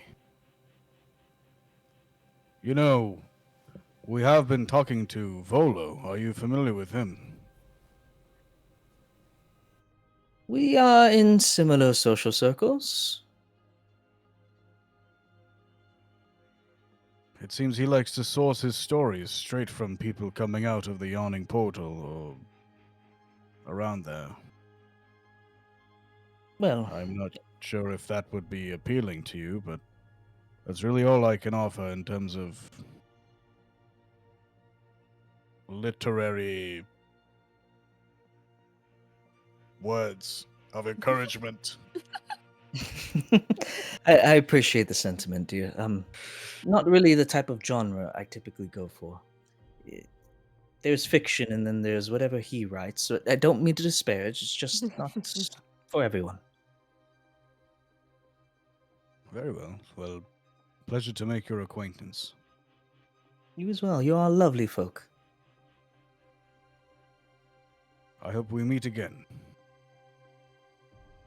I would very much like that. If you don't mind, I do have some matters to attend to, though, so circumstances aside, I hope you have a great remainder of your day. All of you. You as You well. as well. She nods as she walks away.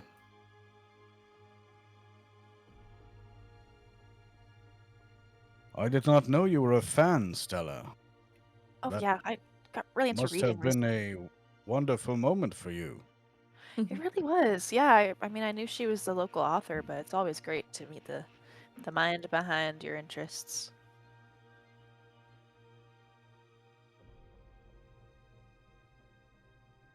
This seems like rather the exclusive gathering we've been invited to. Is there anyone else here that we haven't spoken to yet? I believe so, but I do need to go inside and talk to Mert again. Oh, what does he want? Alia mentioned something about there being murders in the countryside near my home, so I need to see what's going on. Oh, that sounds terrible. It's probably fine, but we'll find out, right? That's all we can do. Said I can meet him in the foyer. I'm gonna go check it out, but unless you guys want to talk to anyone else out here. I'll follow you. And did Mert go? Did he go like east, or did he go towards where they took Amalia out from? No. So he went through the main entrance, basically by Okay. the fountain courtyard and stuff. Perfect. Selena, are you doing anything at all? Following. Okay. As you pass by the remnants of mass, they all kind of eye you suspiciously. I cast kill. Hello? Avada Kedavra. Yeah. No. Yep. Exactly. Something banana. Mm-hmm. Mm-hmm. Yep. Oh my god, Jesus Christ. Harry Potter.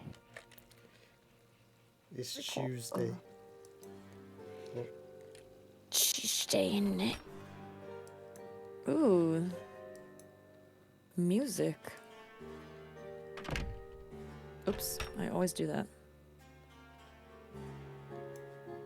And as you enter the foyer here, you take note of Mert, who appears to be looking towards the southwest of the chamber.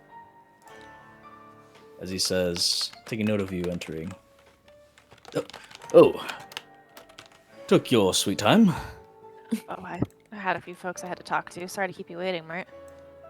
It's understandable. It's not really a light-hearted affair. So what's going on? Well, I have been speaking with... Actually, he kind of looks around and says, "You might do well to have the conversation elsewhere. Follow me." Okay. Whatever you need.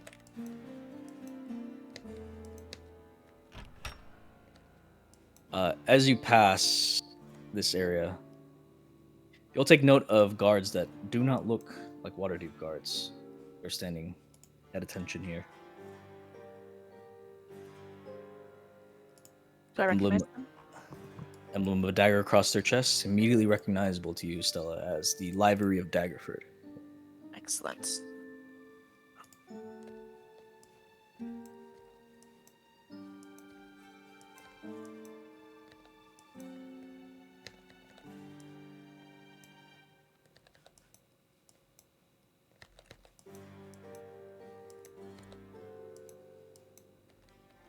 I suppose here will do better than any other place.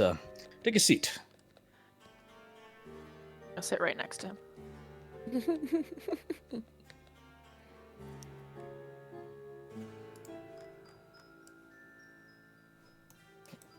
No. Where's that big fellow? Oh, there he is.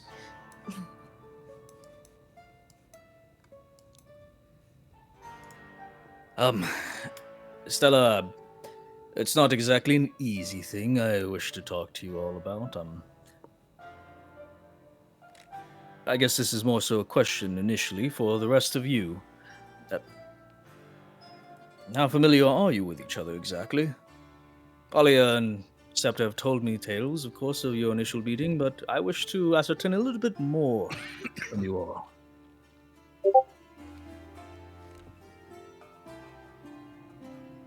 How much time have we known each other for? Say around like a tens day, which is like 10 days. Yeah, a little more than a week. Oh, damn.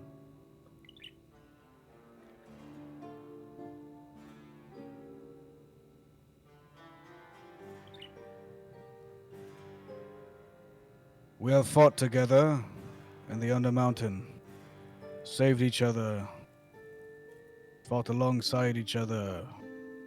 Well, we haven't known each other long. I trust these people. Good. I think that's the crux of my concerns here, is the level of reliability that you all have for each other. Would you say it's apt enough should grave dangers present themselves? I think our past encounters will provide plenty of evidence that we have already faced grave danger together and overcome it. I like this one, Stella. A man of conviction.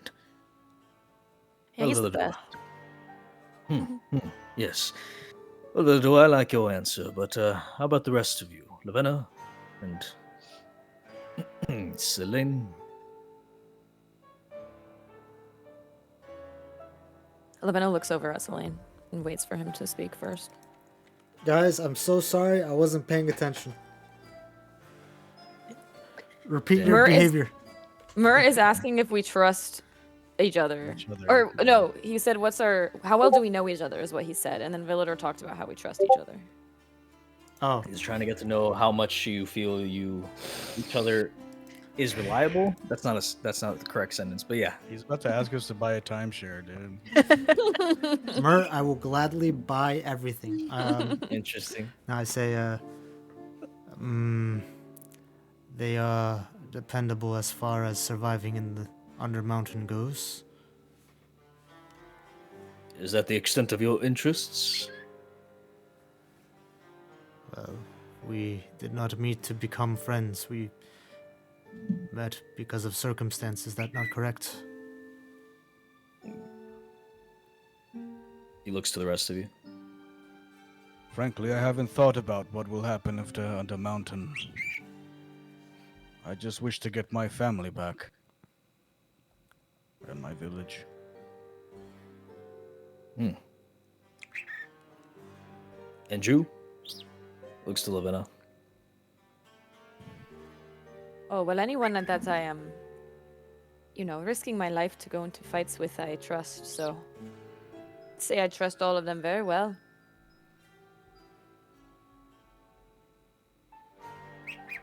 Well, correct me if I'm wrong, Lavina, but it seems that these folk are of a one-track mind of some sort. Is that fair assumption? Yes. I would say so. And you still deem it apt to rely on them in times of need? Well, yes. I think just because they have one main goal in mind doesn't mean that their minds are not available for other goals. Well said, well said. That hopefulness will surely do a lot for your survival. Well, it would seem that there is a matter of issue that's going on in the countryside at the moment. How much exactly did Alia tell you all? Not very much. Something about some murders. Well, murders is a way to look at it, I assume. More like slaughters. Oh. Yes, I understand the shock. It's not really a easy word to hear. But it would seem that we have a delegation in town. Some very special guests. When They're here when to- Mert says slaughters, Mhm. Villador goes, "It's the Gith, isn't it?" I wouldn't say that much. I mean, it very much well could be. I'm not too sure of the information myself, but there's to be a discussion, and, well, we had asked for Mass to be in attendance. Actually, not to fluff your feathers, as he kind of like elbows Stella, like jokingly, but it was actually Lady Silverhand that requested your group in attendance. Oh, wow. That's an honor. Yes, yes. It would seem she would like your insight or participation in the discussions to be had. And as he's saying this, you guys do note an individual being escorted by those guards with the dagger emblem on their tabard. Stella, you recall this individual from paintings and statues all along Daggerford, usually in the companionship of the now late Lord Daggerford, his widowed wife and inheritor of the duchy, Morwen Daggerford. Oh. Damn, sick armor. Yeah, for real. Damn. Sword is fucking huge. As she walks shoulder to shoulder with Layrel Silverhand, you see that they abscond through a door to a chamber towards the east of your current area, with the guards standing in attendance.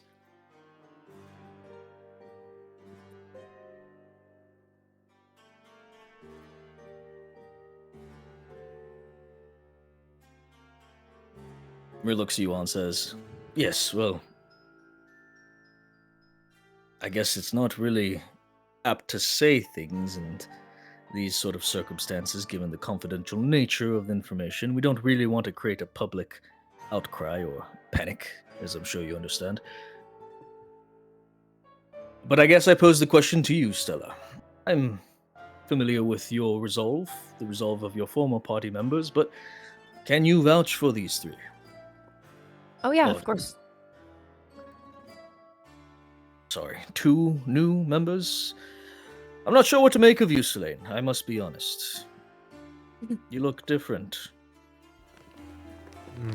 I may look different, but you can still pay me off to do your job if the money is right. I don't really think that's something for me to decide. It looks like it's about time. Why don't I just show you instead of playing these little games around the subject? There are some people who wish to speak with you, or at least have you in attendance for consideration, as he stands up. Be of your best behavior, yes? All of you? Yeah, yeah. Of course. Easy. Come along.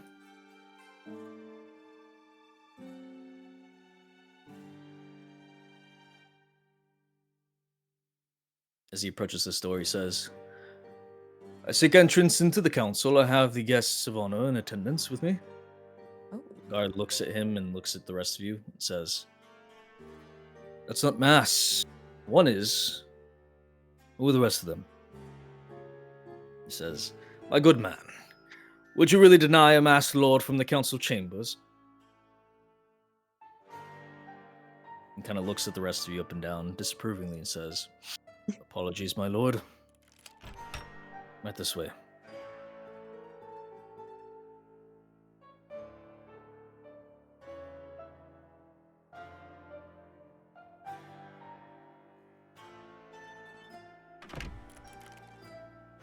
Now, some ground rules. Don't speak out of turn. I would prefer that you speak when spoken to. There's some egos at play here. Politics is not exactly my preference, but it is what makes the city run and the Sword Coast at large. Any questions before we go in? Sure, you can ascertain what exactly we're about to walk into. I'm ready. The rest of you? Lavinna am kind of prepared. Lavinna mutters under her breath. She says, Mhm. Okay, okay. Speak only when spoken to. Yes, I'm ready. You'll do fine, dear. How about you two?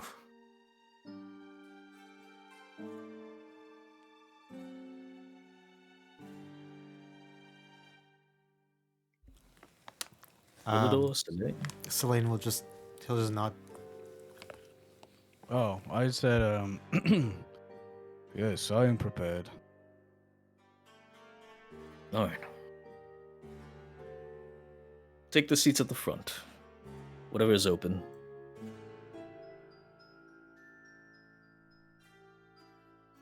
As he, Actually, give me one moment here.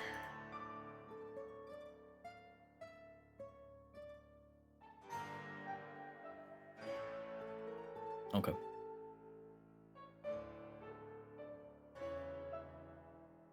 Walks up to the door. He takes out a very ornate looking key. It's huge. Taking both of his hands to actually turn this in the giant lock and the door set before you. As you see the crest of Waterdeep emblazoned upon the entirety of the door.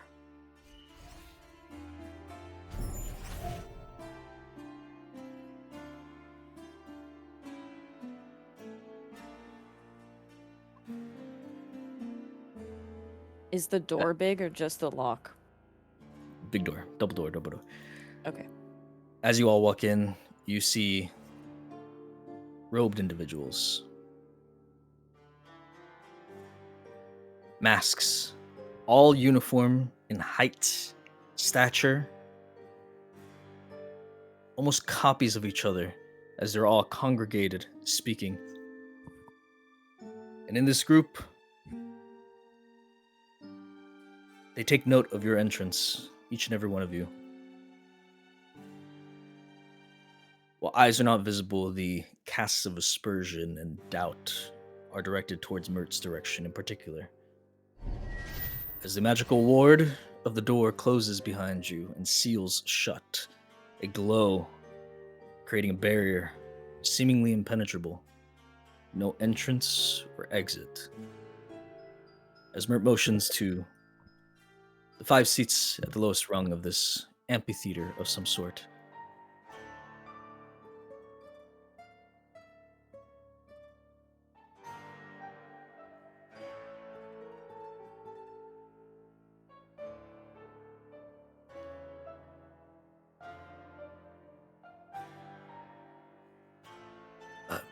He walks up to Lavenna. My dear, that's your cue. Take a seat, please. Sorry. She's gonna rush to sit down. As he himself takes a seat on the bench, on the same rung as the rest of you. As this happens, the gazes are all on you.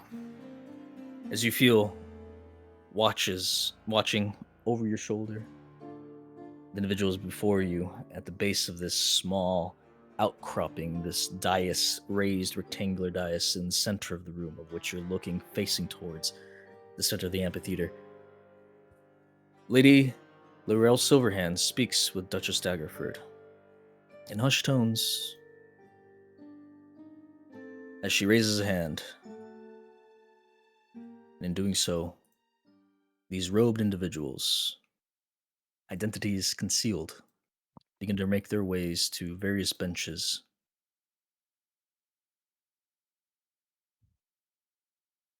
In formal attention of a speech about to be given.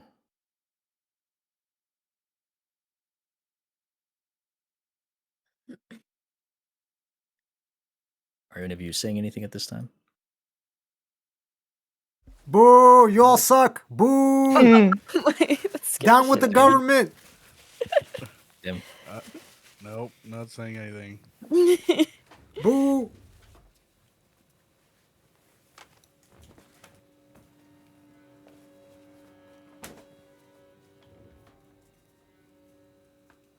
Wait, what's the name of the lord again? Hmm? Oh, I see it. Lady Silran. My bad. Lady Silverhand, yeah. This is the wrong fucking... There we go.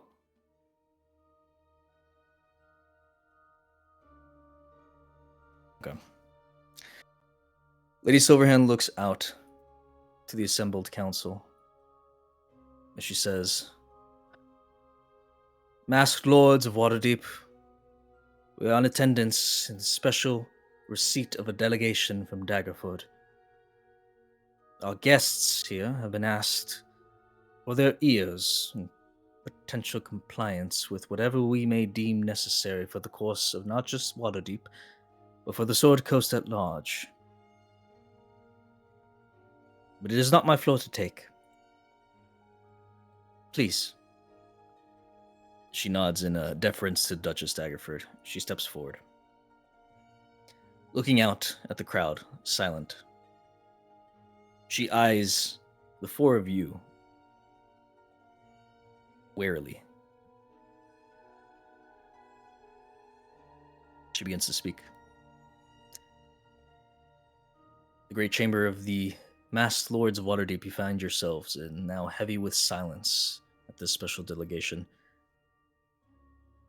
Everyone sitting around you in marble tiers of this amphitheater, identities obscured behind enchanted masks and curtained robes.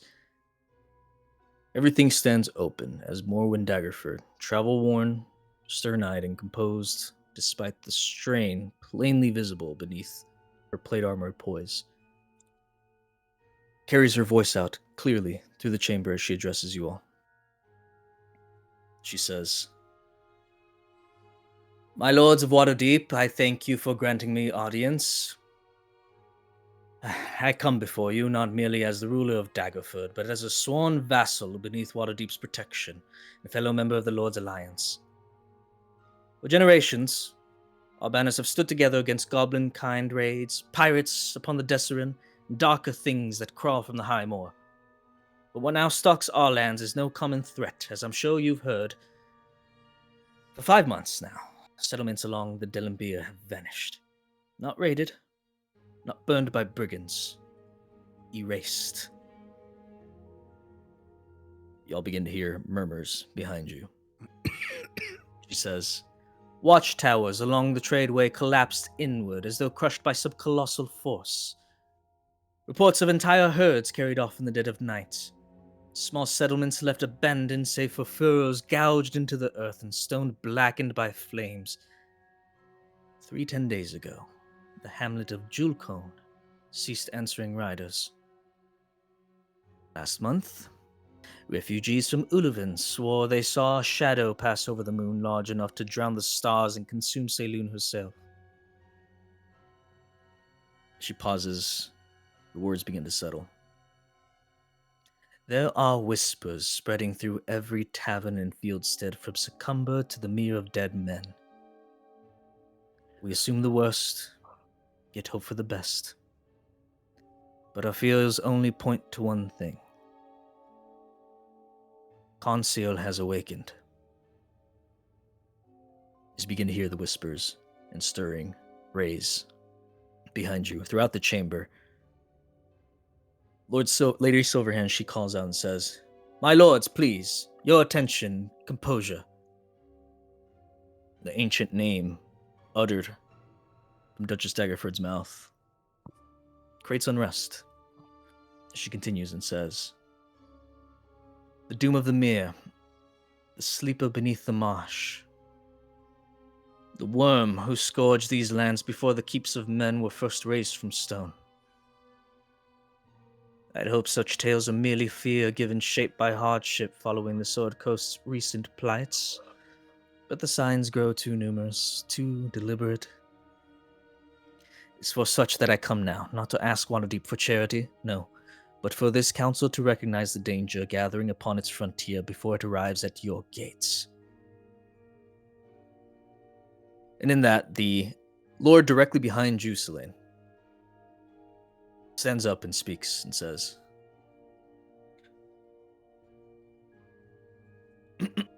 "With respect, Lady Daggerford, rumors of great dragons emerge every generation. Frightened peasants see monsters and thunderheads, and shadows in the marsh as a sheep sees the wolf in every chest-high field of grain.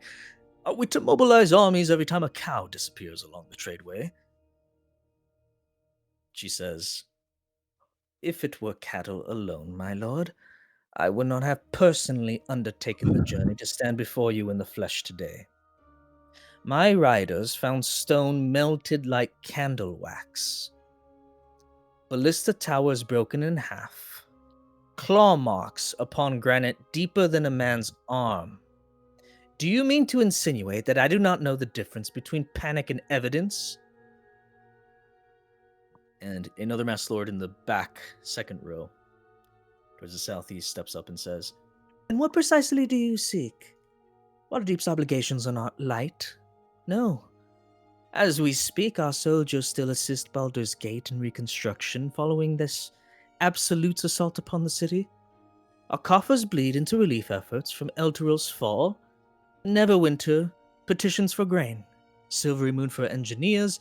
You can see, my dear lady, we are already stretched to the limits of responsible governance."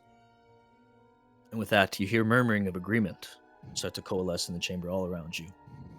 As a third lord steps up to the southwest and says, "If this creature truly is concealed, then surely the dangers remain confined to the countryside. Why should Waterdeep endanger itself chasing ghosts in distant marshes? Our dragon ward has protected this city for centuries. No dragon may enter Waterdeep's walls." Murmurs increase of approval, spreading amongst the chamber and the voices behind you, as Duchess Daggerford, her jaw tightens, though her composure does not break. She responds, "With respect, my lord, the Dragon Ward protects Waterdeep. It does not protect the farmers buried beneath collapsed homes outside Daggerford's walls. It does not shield caravans along the tradeway. It does not save the fishing villages of the coast, nor the children sleeping in hamlets too small to warrant walls." As her voice begins to harden, "Must the Sword Coast burn itself hollow around this city before the lords of Waterdeep deem the matter worthy of action?" Murmurs silent. Not a hostile lack of noise. One teeming in shame, but a hesitance. As another lord stands up behind Stella and begins to speak. No one here dismisses your suffering, Duchess, but we cannot commit legions on rumor alone. If we weaken our positions elsewhere and this prove false, then thousands may suffer for a phantom. As Duchess Daggerford exhales slowly. For the first time, you see the exhaustion clearly visible on her face be embraced by her own expressions. As it flickers across, she says, "Then tell me plainly, what is the value of the Lord's Alliance if its members stand alone when darkness gathers?" No response. Albeit, from the side of your group, you hear the marble creak almost imperceivably as Mert makes his way up to his feet and he says, "Oh, for the love of all sensible accounting." He turns around to address those behind you all. "You lot circle a problem like gulls around a dead fish. The Duchess is right about one thing: ignoring a dragon does not make it smaller. And the lords are right about another. My lady," as he turns around to address the Duchess, "we haven't the spare soldiers to march half the coast chasing shadows through swamp water." He scratches his beard. "But we don't have to do that, do we? We have a middle road before us." As he turns to look at Stella, then Villador, and Selene, and lastly Lavenna. Redirecting his attention to the Duchess, he says, "The remnants of our mass are still active and before us here, are they not?" And once more, you hear murmuring start up throughout the chamber behind you. As a mass lord behind Lavenna stands up and says, "The remnants of mass? You mean the protectors who stopped the Castellanta incursion?" And another one steps up. "Word on the street is that half of them have taken up baking. You expect us to entrust our lives to the beater of yeasts?" Much says, "Aye, those ones. Capable, mobile, experienced with catastrophes larger than themselves.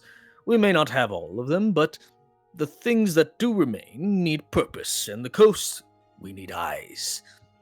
Rather than commit battalions as we are incapable of doing, we authorize them as an intermediary watch force.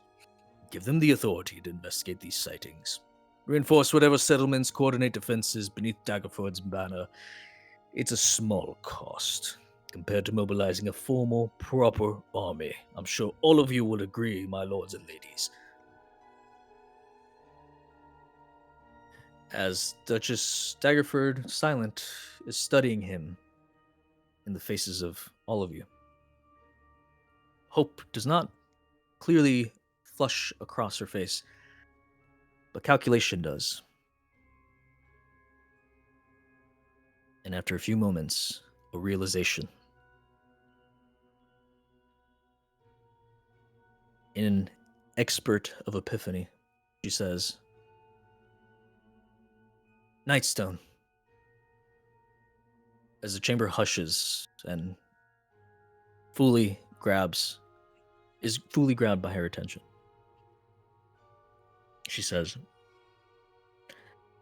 "The village remains half ruined since the giants' attacks, but with the defeat of the cult of dragons, it stands perfectly equidistant between Daggerford and Waterdeep, close enough to answer either territory swiftly." Her voice begins to gain strength again, as the weariness is expelled from her expression. "Restore Nightstone, raise watchtowers, store supplies there." She looks back to Lady Silverhand. "Establish it as a joint operation. Keep under the stewardship of the remains of this mass." She looks over at you all. Fine. She steps down from the dais. And addressing all the lords gathered, she says, "Then I ask not for armies, I ask for investment.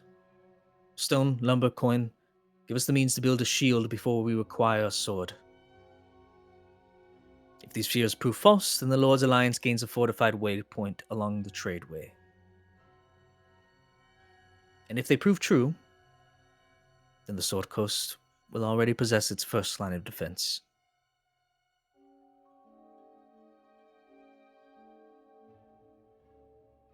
The whispers, murmuring, slowly escalate as deliberation is being made behind your very heads. Mass Lord stands up behind Lavenna. This man voice speaks out, not addressing the Duchess or the lady, but rather towards your group, as it says, "And what say you all, then?"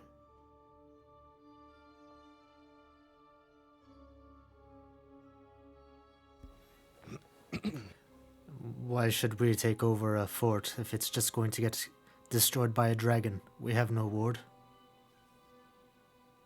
This lord speaks up and says, "Finally, someone speaking reason. It's a hopeless effort." Villador stands up and he says,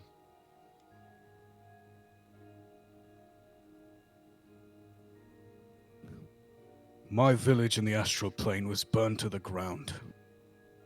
These farmers need us. Something must be done. We cannot overlook them." I agree. This is where I grew up. I can't stand by and let anything else happen. The countryside is my home. All of you don't have to come with me, but I will be going. Duchess looks over at you with like a stern expression of approval as you say that.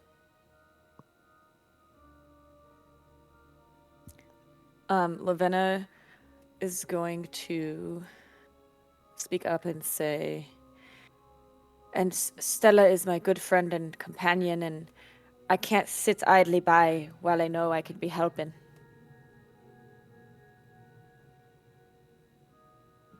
"Good on you," as Mert whispers that over to you, Lavenna. Another lord steps up, says, "Back here. Yes, that's all fine and dandy, but really, do you expect these four who have no experience with governance to run an entire keep?"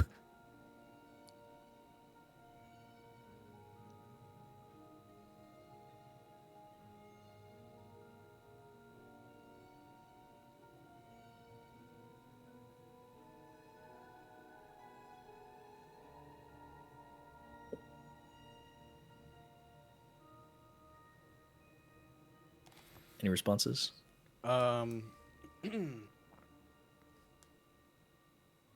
Villador says,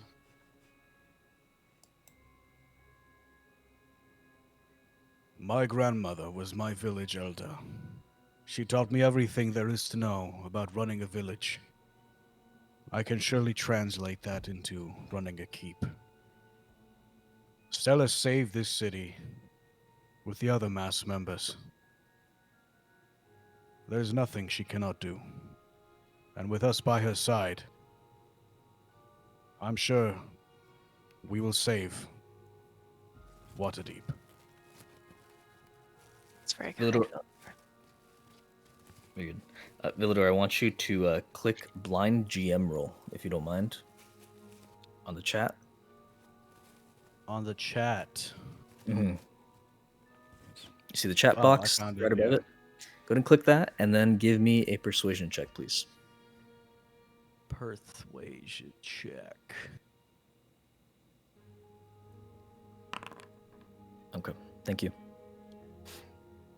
Murmurs begin to increase once again. indecision amongst the ranks behind you all.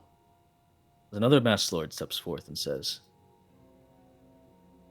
I don't mean to cast aspersions towards protectors of the city, but what assurances can these folk even give us about them not just assuming control over Nightstone, taking all the resources that we give them? There is no sort of legitimacy to their claim.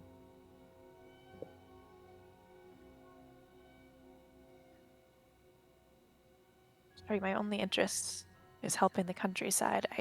Frankly, all of us are, adventurers, obviously. We all have goals of our own, and I don't think any of us aspire to run a keep long term or take anything over. Honestly, we will probably be trying to get this solved for you as quickly as possible so we can go back to our own goals and our own missions, some of which are very dire. And she kind of like looks at the rest of the party. Give me a blind GM roll persuasion check, please. Okay.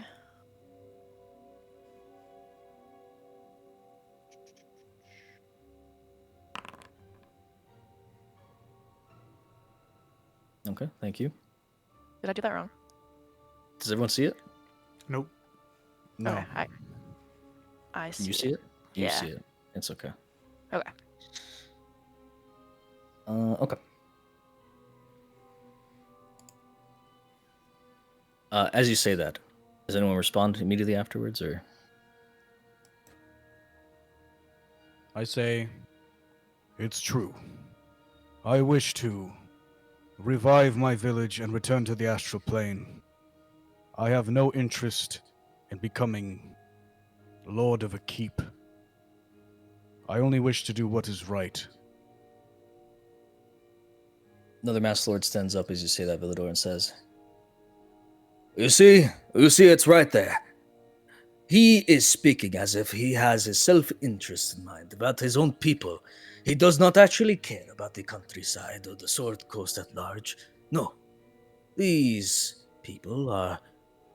It's some sort of gimmick, some sort of employ to take our resources away. And look at that one. They claim that they don't want to take anything over. Shadowkai are known for that. I stand up and I'm gonna like, is this climbable? Can I like walk up here? It's a step. I step Oh, up. God. It's a big step, but yeah. I do a big step and I look at that guy and I say, You don't know anything of sacrifice. I've died for this city and you just sit there. Don't speak out of turn. Mert takes a step towards you as you say that and say, Selene, get down. Down, boy. Same. I was literally just saying that. Yeah, he did die for the city, that's true. It's true. I hop down and I say, All of you can debate all you want, but you have no options.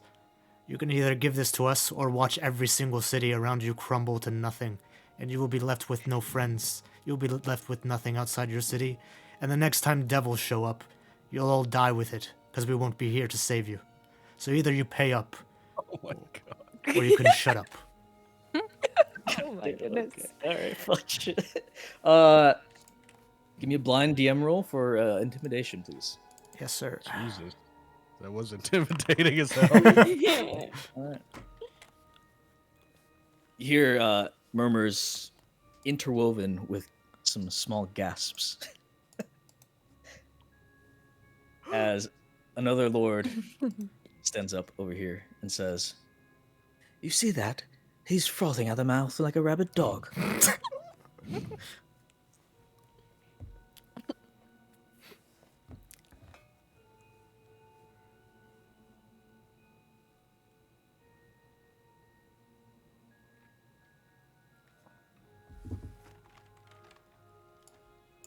There seems to be conflict in the murmurs behind you. Any of you wish to say anything else? Lavena's gonna say- stand. Oh, go ahead. Lavena's gonna stand up and say, if I may, I think we all need to seriously consider what Stella has said. Us for it, I think, would rather, not be doing this, and be going down into the dungeon, but we have morals, and so we would like to help the village, but I think that should speak for itself. We did not push our way into this room. We were asked to be here. I think that should speak for our characters. Mert looks at you and he says, "Spoken like a true harper." Does Lavenna know what that is? I don't believe so. No. Okay, she just looks at him confused then and sits back down. Okay. Another lord. Actually, go ahead and give me a persuasion check. Blind. Make sure it's blind GM first. Okay. Is that a new thing? If you look on the chat, right above the typing box, text box, there's like 4 buttons. Blind GM. And then once you have that Alright. selected, go ahead and just do a normal persuasion check.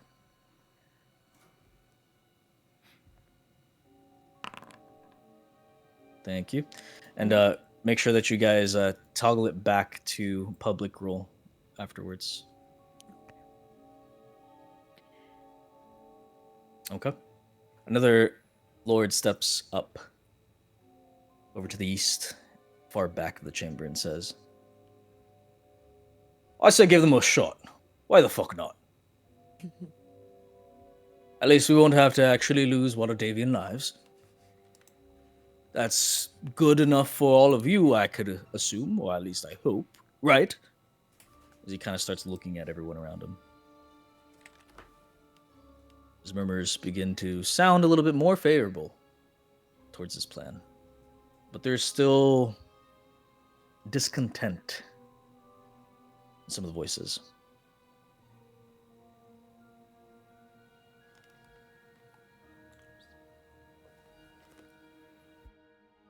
Anyone else like to say anything?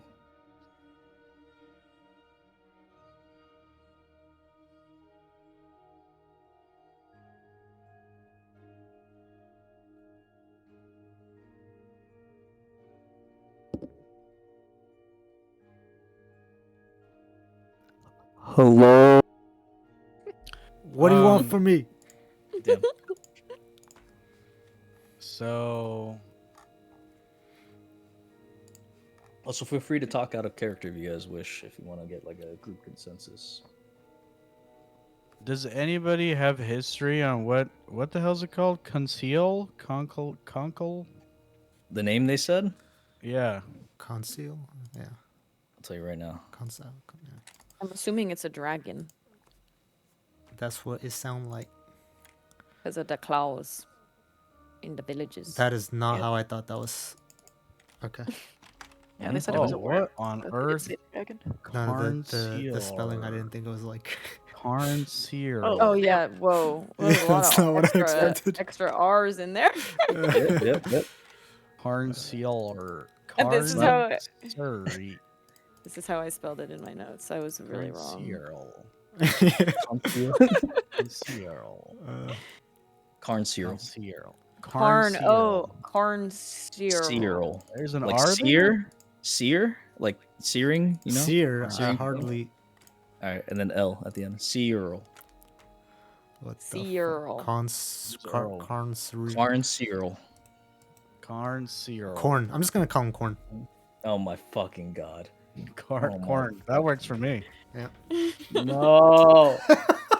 Your terrible big bad dragon that's The roaming and corn destroying dragon. everything. Corn. You guys caught everything they said. It's in terms of like the boulders melted like candle wax and all that shit, right? That's fine. And NBD. Yeah, it'll be NBD. fine. Alright, It'll be okay. alright. Fine. Bro, we do that in our We'll sleep. We'll just command halt his ass. That's true. Damn. I'll cast friends on him and we'll live happily ever after. True. Okay. So I stand up. Oh, I'm still standing, and I say, so this Conceal, what is exactly the plan here? To reseal him, defeat him, lure him away? Lady Silverhand actually steps up to address you personally, Villador, as she says, "It is an ancient threat from before men even settled upon this continent. Dragons once called this entire world their home, and he is but a remnant. He had been imprisoned at one point, but let forth by catastrophic events that transpired a few years back. Daggerford is still rebuilding, from my understanding. She looks towards the Duchess. They mutually share a gaze in acknowledgement and hardship. As Lady Silverhand continues, and she says, "This is not a normal dragon. His wingspan can engulf an entire city. Oh.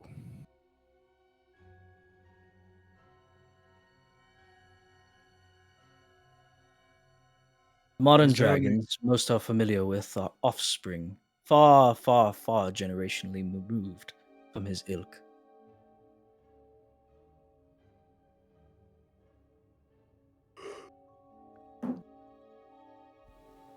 So, what did you do the first time? How was it sealed away?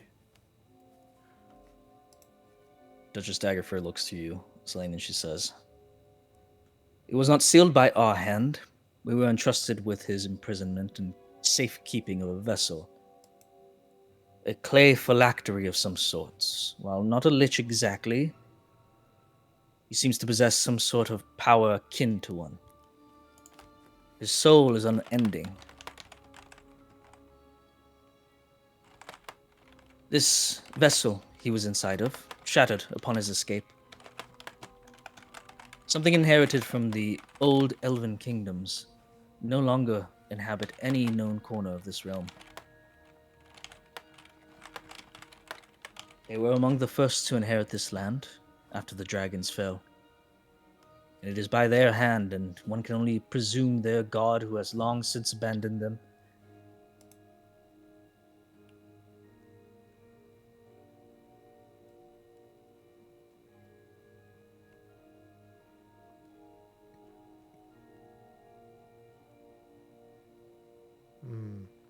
So then there is no plan.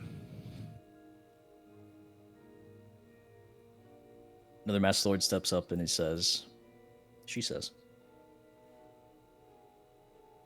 "Even he acknowledges it. There is no plan, so what do? We waste money and wait for something to kill us all. Why should Waterdeep concern itself if we need to reinforce the Dragon Ward?" What is the Dragon Ward? You can ask. Okay, I say. And what exactly is the Dragon Ward? Lady Silverhand looks over to you and says, "A protective ward that was cast over our city by the first Blackstaff. Its power has protected any sort of draconic invasion since the founding of our settlement."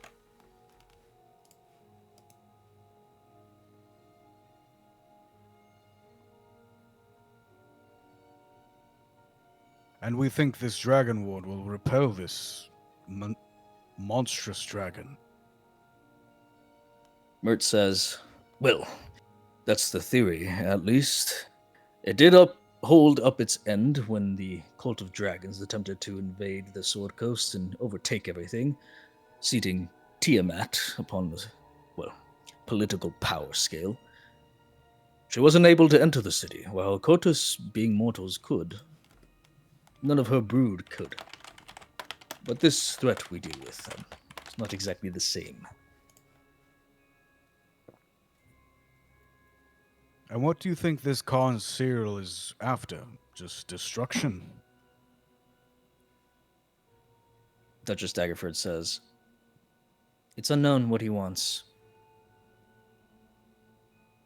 From what we are aware, there is a seething hatred for mortal kind. This world belonged to dragons long before anyone settled, even the first elves. And it believes he thinks that's how things should be once again."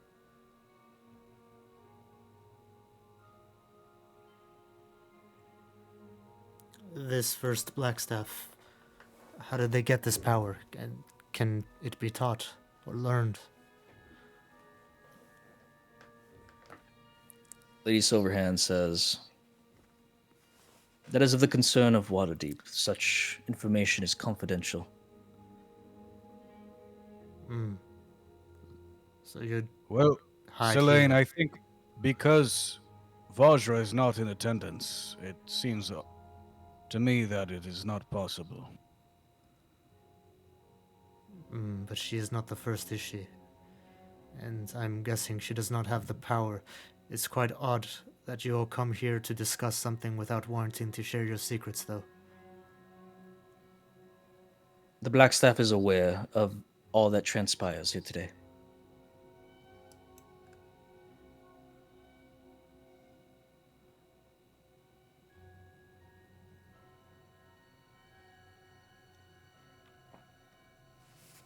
So we are to go to this keep and fight off the dragon there?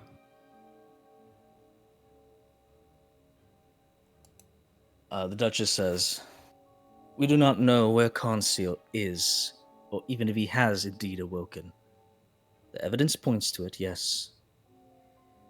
But no formal sightings have been made. We are to have Nightstone be a first response. And is there any pattern to the villages he is attacking?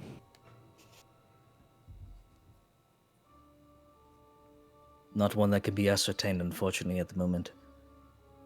While there is a pattern of livestock going missing, and that being one of the most damning pieces of evidence, it's not enough to be conclusory.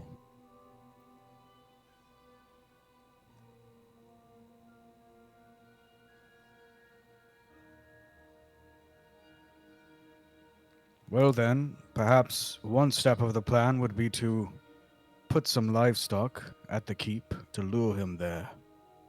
The next step would be how to either seal him or defeat him. It's no use, She- Philidor. They don't even want to share their ward. No information of it, anything. It seems they want everything to fall. The Duchess is extremely angry at your line of reason, Villador, as she says, I will not put Daggerfoot in any sort of danger over a chance at slaying that thing.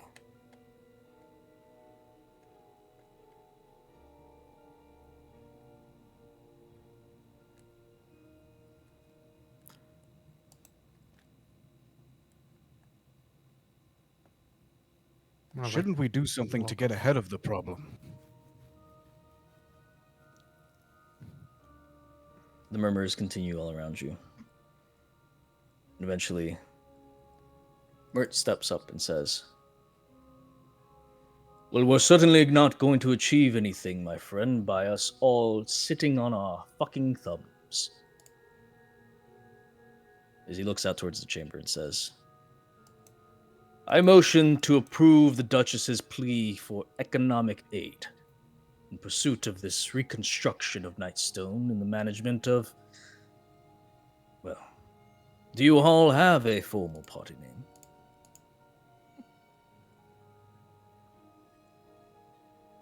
Should we go with Five Guys? What should we do? Five guys. Five guys, I'm down. Yeah, I'm Fuck okay it. with that. Okay. It doesn't have to be formal.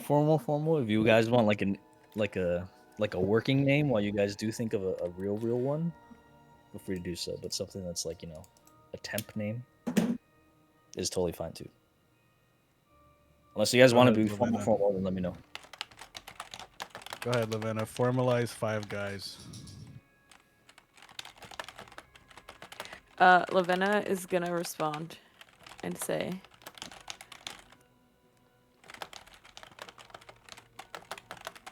hello? Okay. Mm-hmm. Wait, can Yeah. you guys hear me? Sorry. Did you hear Yeah, me? Yeah, we can. Yeah. Okay. She's gonna say, why, yes, Five Guys, that is what we like to call ourselves.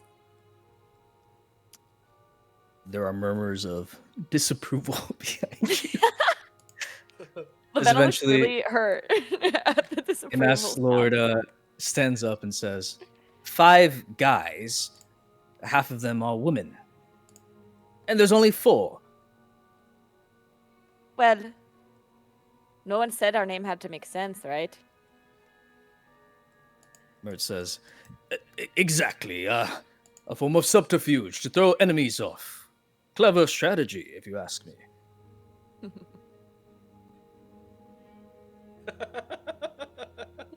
And Mert says, But the motion has been set forth, so any objections? As you all see, murmurs quiet down as a hand goes up. And another one. And another one. And a 4th. And a 5th. And a 6th. And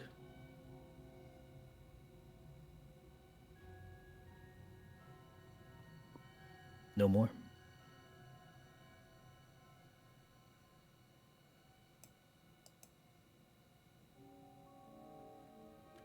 As the 13 masked lords, not including Mert, with their hands down, look at each other. Nods of acknowledgement and agreement between them all. Lady Silverhand says, Very well. By the decree of the Council of the Masked Lords, the motion is passed. Duchess Daggerford, we will speak about logistics. 5 guys. I shall see you in my chambers as we discuss the next steps. You are to accompany the Duchess back to the grounds of Nightstone.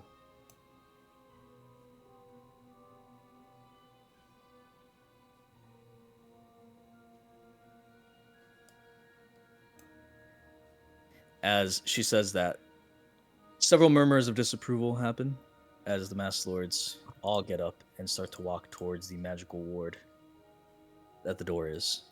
And as they do so, you see them one by one vanish into the door as it acts as a portal.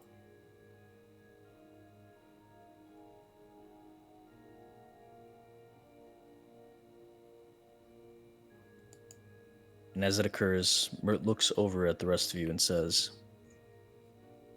Well, a little bit touch and go there, but I trust you all do your utmost best to make us proud. 5 guys.